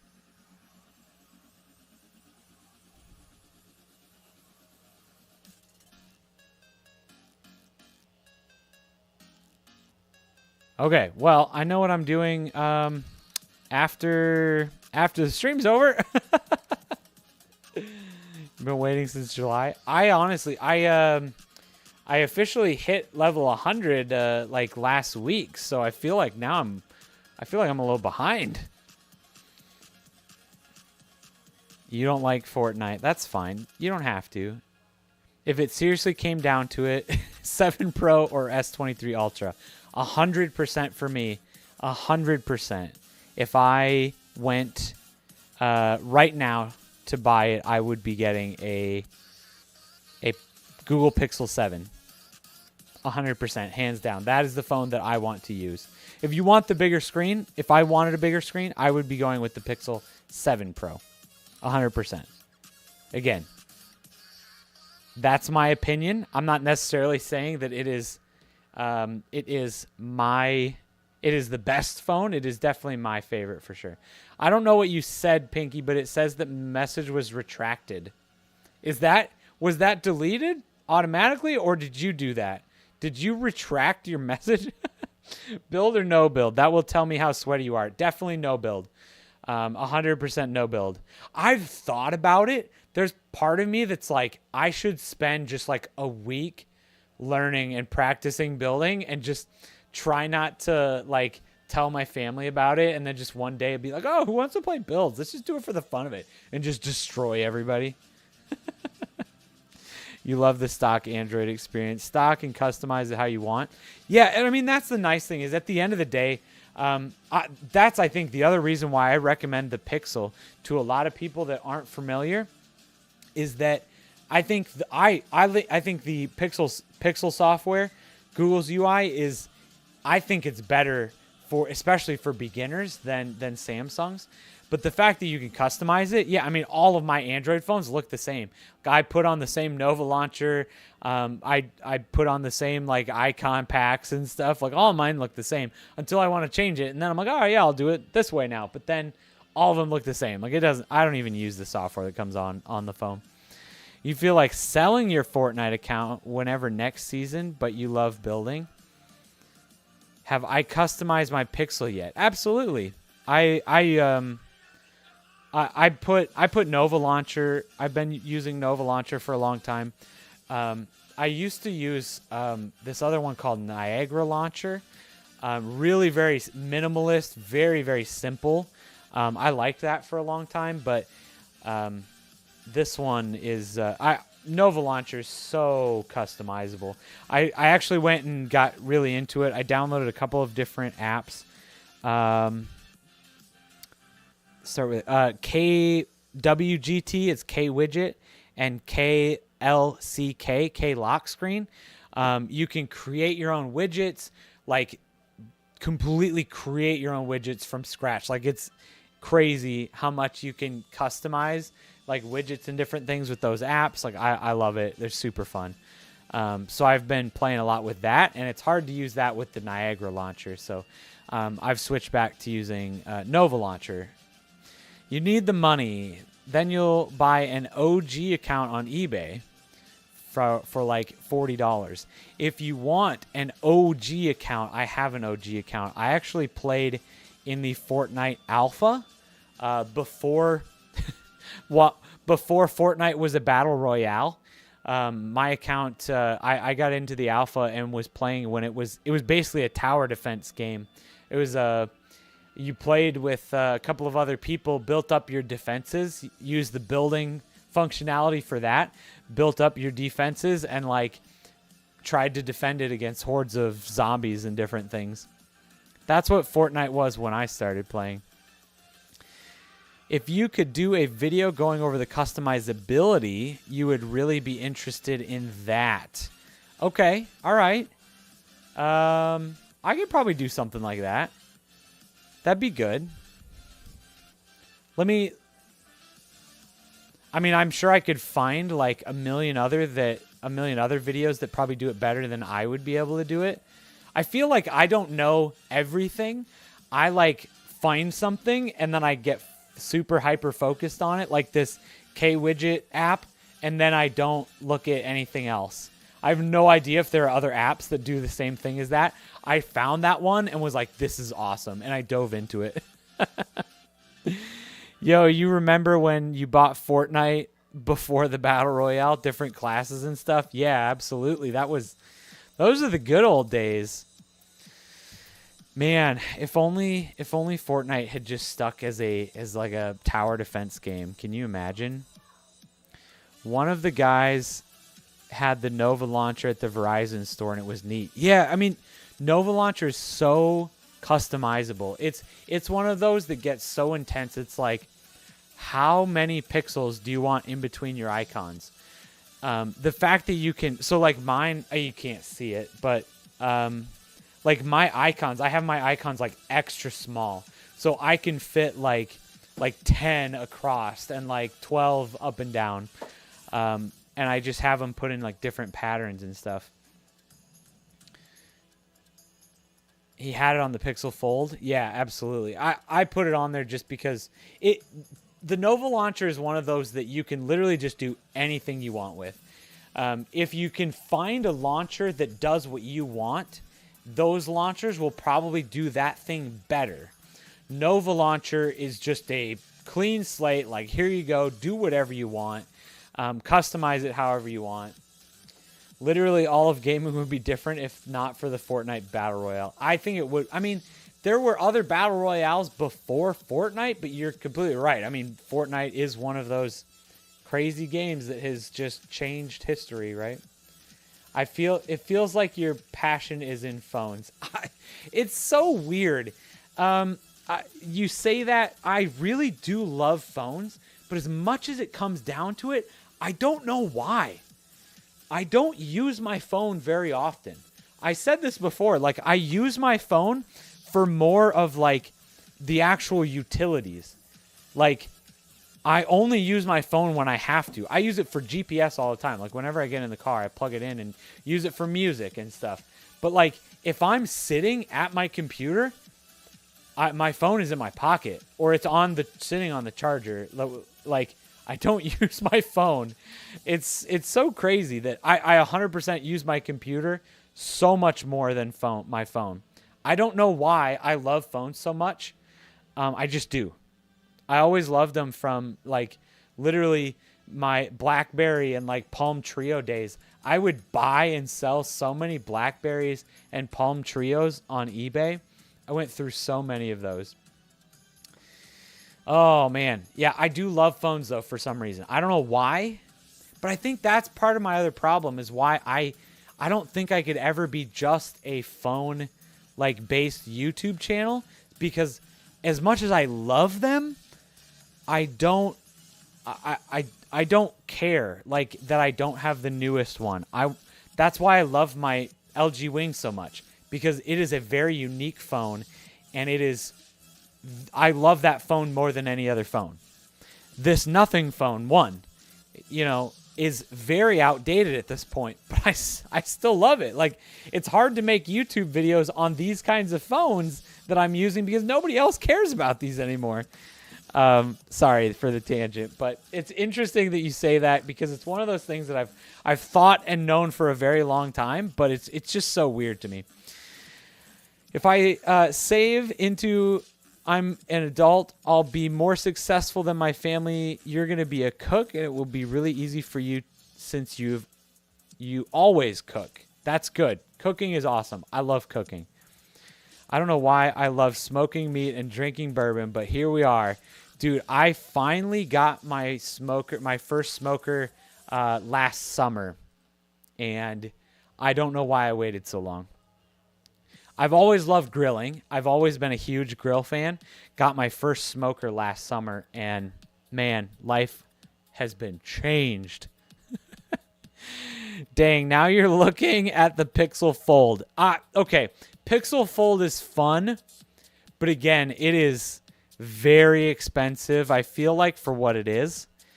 If you just want a folding phone, like get the Samsung Fold 4 or something. Like, half the price, literally less than half the price, and you get basically the same experience. I don't need a foldable. I don't need it. Yeah, I know, right? Again, unless you're already a tablet type of person, I don't think that foldable phones make sense for a lot of people. Bro, for real, you threw your iPhone everywhere when you're at your PC and you only use it for calls. Yeah, absolutely. I never use my phone when I'm at my computer. You have a grinder attachment for your wife's KitchenAid mixer coming Monday so you can make your own sausage? Nice. Yeah, my dad's got one of those, but I have not. So I grew up basically in the country in the middle of nowhere. We did a lot of hunting, a lot of making our own meat. So that's definitely something that he does all the time. You agree. Save your cash unless you have an unlimited budget. You really hope Apple doesn't try the folding phone thing. I just don't like the concept at all. Yeah, I as much as Samsung and everybody's been trying to push the foldables, I really don't think it's going to replace the candy bar style phone. I don't think folding phones will. I think it's interesting. I think it's awesome just to have other options for people that it does work with, right? I don't think Apple is going to do that. I could see them making one of the flip phones, like the Samsung Flip, the Motorola Razr. I could see them maybe doing that. I see them making a foldable iPad before a folding iPhone. Even though it's basically the same thing, right? I see them making a foldable iPad first. Can you imagine that? Again, I don't know the benefits of that though. Again, it for me is just, I don't know if it's there yet, but we'll see. It would be a pro model phone for me. Yeah, for sure. Folding phone does not make sense to me either. Yeah, it's again, I've never been a tablet person either. I've always had my phone and my computer. So when all of a sudden I ended up buying one of the Samsung Fold, the original one, the Fold 1, and I used it and it didn't make sense to me. I ended up returning it because I never opened the screen. I never used the inside screen. I just never needed it. So I was like, why would I pay twice as much for, again, if you remember the screen on the front of the Samsung Fold 1 was tiny. It was super small. I was like, why would I pay twice as much to use this tiny screen? Like, I never used the big screen. Folding iPad with macOS. Oh, maybe? I mean, if they actually put macOS on it, like, finally. I mean, at that point, you're just talking about an iPad, or you're talking about a MacBook Air without without a keyboard, right? It's just all screen. That'd be pretty cool. I could get down with that. That's something that Apple would do, right? Make a laptop size tablet that folds in half. I could see them doing that. They tried the touch bar. Your favorite argument for folding phones is when they tell me there's a screen on the outside that you don't even have to open it to use it. I mean, to be fair, I don't know. Yeah, it's a whole conversation. We talked about it even more last week because my friend Scott, who is here, just bought the new Razr Ultra that has the massive screen on the outside. I mean, so I think in the grand scheme of things, the folding phones aren't meant to be opened all the time, right? Like, you're not meant to open them 100% of the time. But to me, when you're talking about it's a benefit that you use your phone less because you have the extra added, you have to open it. Like, that just sounds weird. Yeah, I don't know.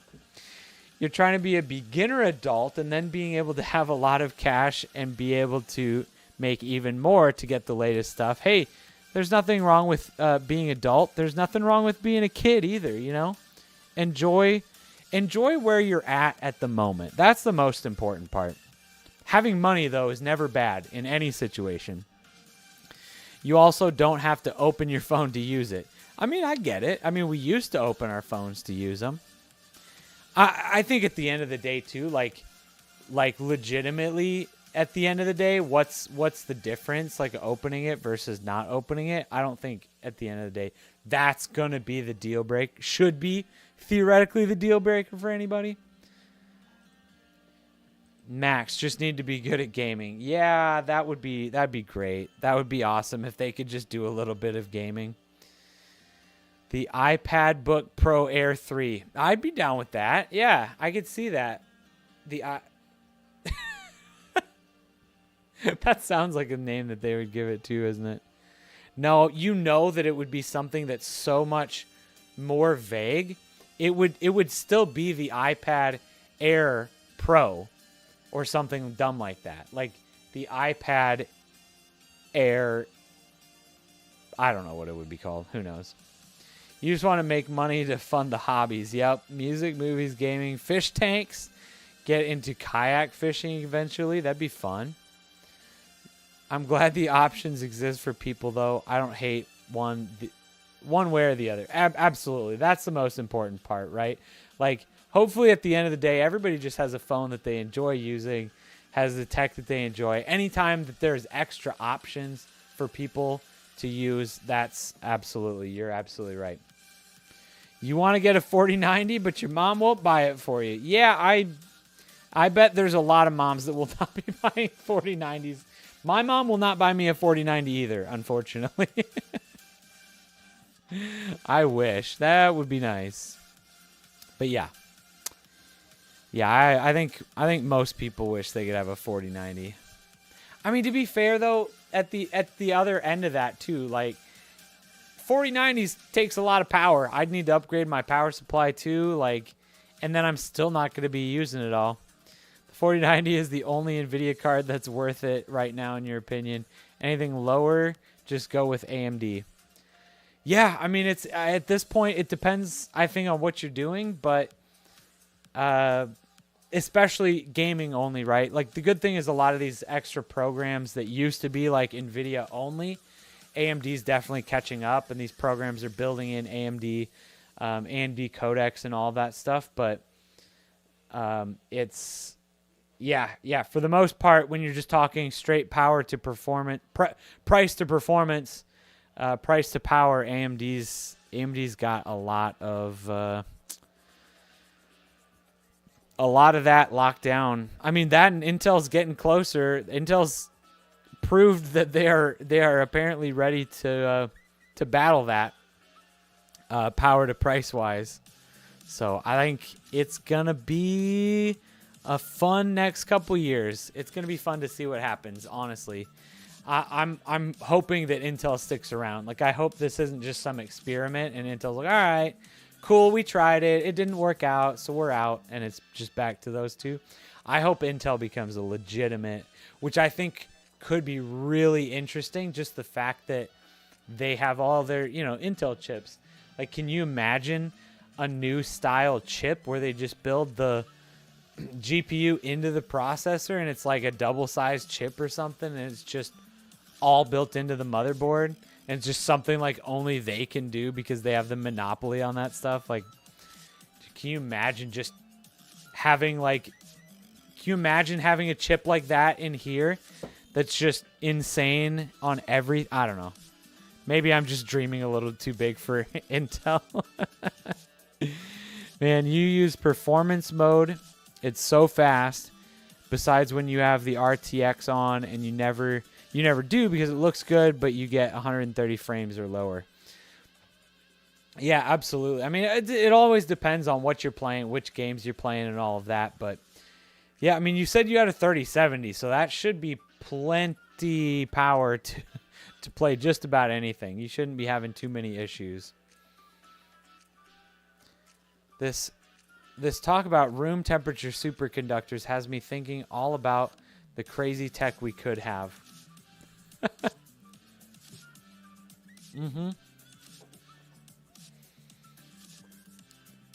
We could have a lot of really, really cool tech really, really soon.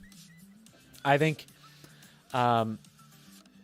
again, we're at the beginning of another, how like technology and stuff just kind of goes like at that upward, theoretically exponential curve.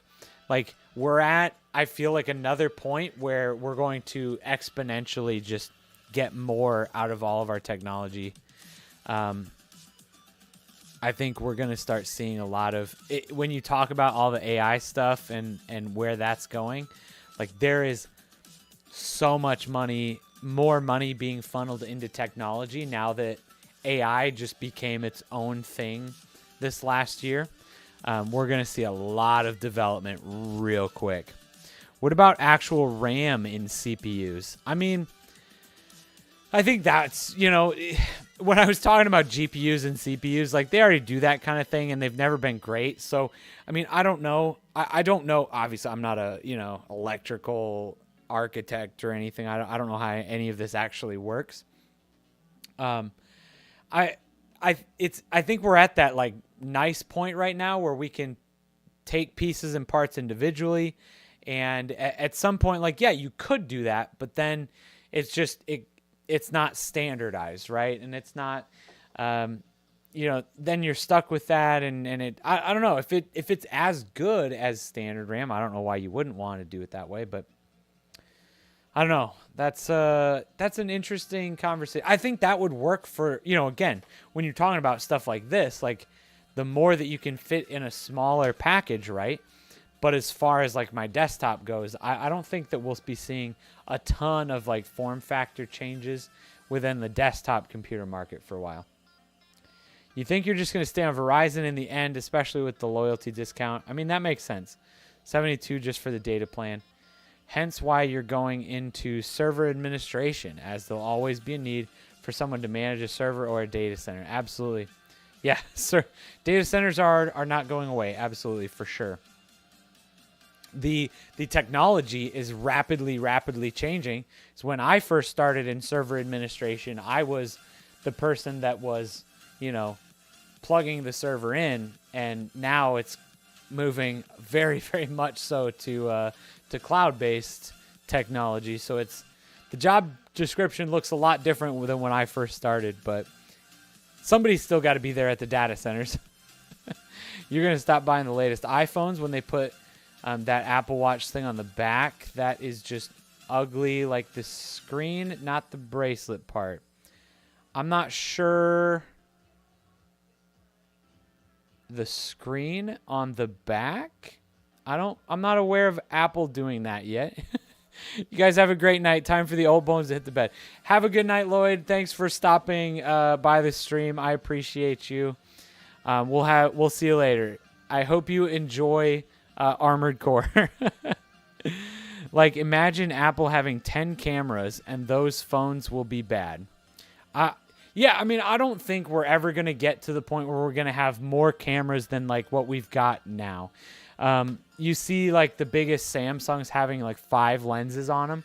I don't think we're going to go too much crazier than that, because at some point, yeah, I mean, we just don't need any more lenses, right? You've got the macro, you've got the standard, you've got your wide angle, you've got a telephoto. I don't even know what the last... What's the last? Is the last one just a bigger telephoto lens? But I mean, I think at the end of the day, like, that's the thing is, I mean, I've still got 2 cameras on this phone, and I don't need more, right? I think we're gonna start seeing people just making those better, right? At some point, the telephoto lens is going to just be better, and you're not gonna need to add an extra one on there. You're gonna just be able to do more with less lenses. So I don't think we're going to see more lenses than what we've got really right now. Even with AI, they'll still need a human to manage it. With the workload will be massively reduced. Yeah, absolutely. Yeah, AI is not going to... AI is going to change a lot of things, but it's not going to... It might eliminate jobs over here, but it's creating the same amount of jobs over here. Absolutely. You're not going to be, like, we're not just going to be down jobs because of AI. Imagine Apple gets 240 hertz iPhones. That would be interesting. That seems a little excessive to me. I'd be interested in seeing it, but you'd have to sell me really hard and be able to show me 100%, like, look at the difference between this 240 and this 120 hertz screen. And I don't think I would be interested. That sounds expensive. Sounds like a lot of extra power consumption that I would rather keep in my battery. And then it changes to 1,000 hertz when it's finally 2030. Yeah, I mean, see, this is the kind of stuff that, like, we probably could improve that way, but there's diminishing returns on that stuff, right? So at some point, it doesn't make sense to do that stuff. What about a telephoto lens that can zoom into the outer space? Yeah, I mean, I don't think we're going to get that kind of stuff on phones, because the way that cameras work is literally size. Like, you're literally talking about how big a sensor is. that's just how these cameras work. Unless they're mostly software. Again, that's what these phones have been focused on, is software. That's why you see people with gigantic lenses on their cameras, because that's the only way that you can do it like legitimately without software, is having massive lenses. And you just can't get a massive actual telephoto lens. There's just so much software that goes into the phones that I don't think we're going to see like some crazy big telephoto stuff. Lots of entry-level sysadmin jobs will be eliminated, but there'll be other fields of opportunities for entry-level positions in the next decade. It'll be a massive shift. Absolutely, I agree. I think there'll be, and again, maybe there'll be stuff that's minimized, but again, like you said, I think it'll just move to different places. When I was looking at jobs, every company still had their own servers in-house. Every company that I talked to still had their own servers, still had their own computers, still had everything, right? And now and they all needed like somebody to manage those servers. And now any small company, they all use the cloud servers. Nobody has a need for that. So it's a shift, and it's always going to be doing that, but there are still always be jobs. You kind of hate being like almost a teen because you're growing up too quick. Your mom is moving you away from your friends for 2 years, and you're going to be 15. Your friends will forget you. Oh, absolutely not. Your friends will not forget you. You're moving though. That's always an adventure. And here's the thing. You're going to find new friends. You're going to meet new people. And I promise you're not going to forget your friends. Your friends are not going to forget you. You're just going to have different experiences, and it's going to be that much more fun to catch up after that. I literally just the other day had on one of these streams had my friend Joffer in here, and I worked with him back years ago. Literally haven't seen him, talk to him at all. He doesn't use any type of social media. He doesn't do anything. So I've texted him like maybe 3 or 4 times over the last like 4 years. Haven't seen him, haven't talked to him since then. I messaged him and was like, "Hey man, what are you doing? You free this weekend? Come in for the stream." He came in here, and it was like we've still been working together for the last 4 years. Like your friends will not forget about you for sure. Now you have so many other experiences to talk about and to bond over, and it's gonna be fine. You'll be all right. All right. Man, lots and lots and lots of good conversation tonight. I appreciate everybody being here. Do you think you have enough time to get rid of your gap? I'm not sure what you mean by your gap. The gap in time that you're going to be gone? Dude, the Pixel Pro only increases your bill by $10 extra. Oh, I'm so excited for you to choose a phone, Nathan. You're going to be so happy once you actually get a phone. 2 years in your teeth. I have no idea. That's do you have braces? Are you getting some? Is that what you're talking about? I apologize if I missed something in chat that would have clued me into this. I had braces. It was about 2 years, and that took care of the gap in my front teeth. I've no idea how we got here, but 2 years is about good. You're getting them this week. Yeah, everybody's different, right? I was gonna say I had my braces for just over 2 years. My wife actually has Invisalign right now. She's actually in the final weeks of it. But hers was only like a 9-month plan. So it, her teeth, it wasn't a big deal. It was just, they weren't, honestly, looks wise, they haven't changed a ton. They were just kind of crowding together and starting to rub against each other, and one of her teeth has a crack in it, so that's why she was doing that. So that was definitely less time. So it depends on what you're trying to do. Your teeth are crooked. You may have to do adult braces if you had to. You have a bad overbite. Yeah, I had braces in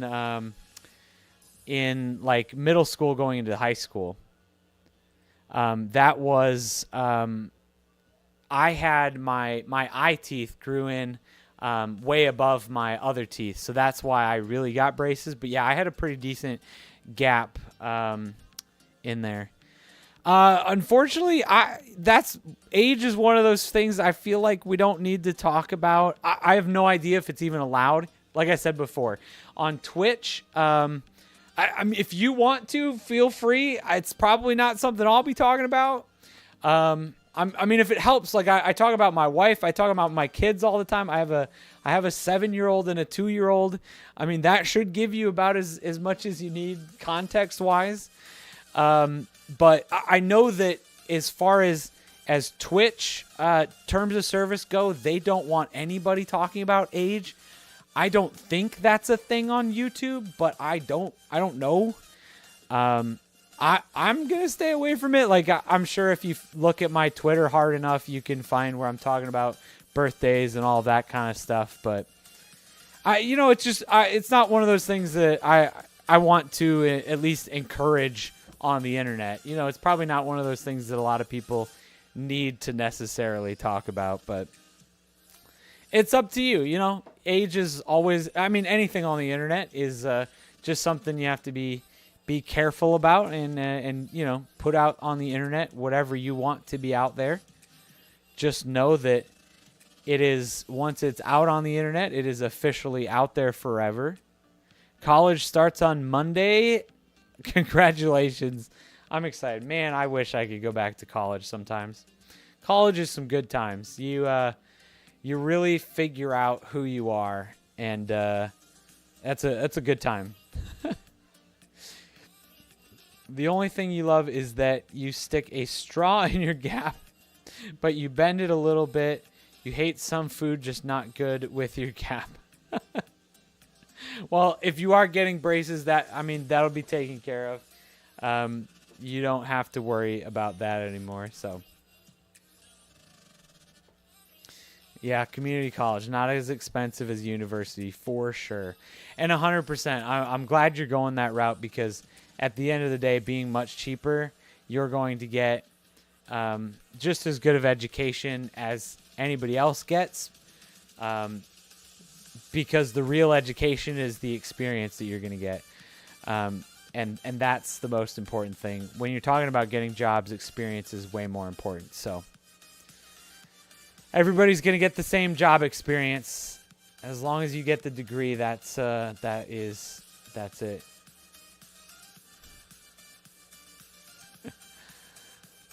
All right, everyone. Well, this is... I feel like I've gone a little bit longer than I usually stream. I appreciate everybody being here tonight. These streams are always more fun when there's people hanging out and having fun and chatting with me. So I appreciate everybody being here. Arabian Nights, Arabian Days, I appreciate you being here. Nathan, obviously, Network System Server Administration. That's what I went for. Jonathan, we had Lloydzilla in here, Pinky Tech as well.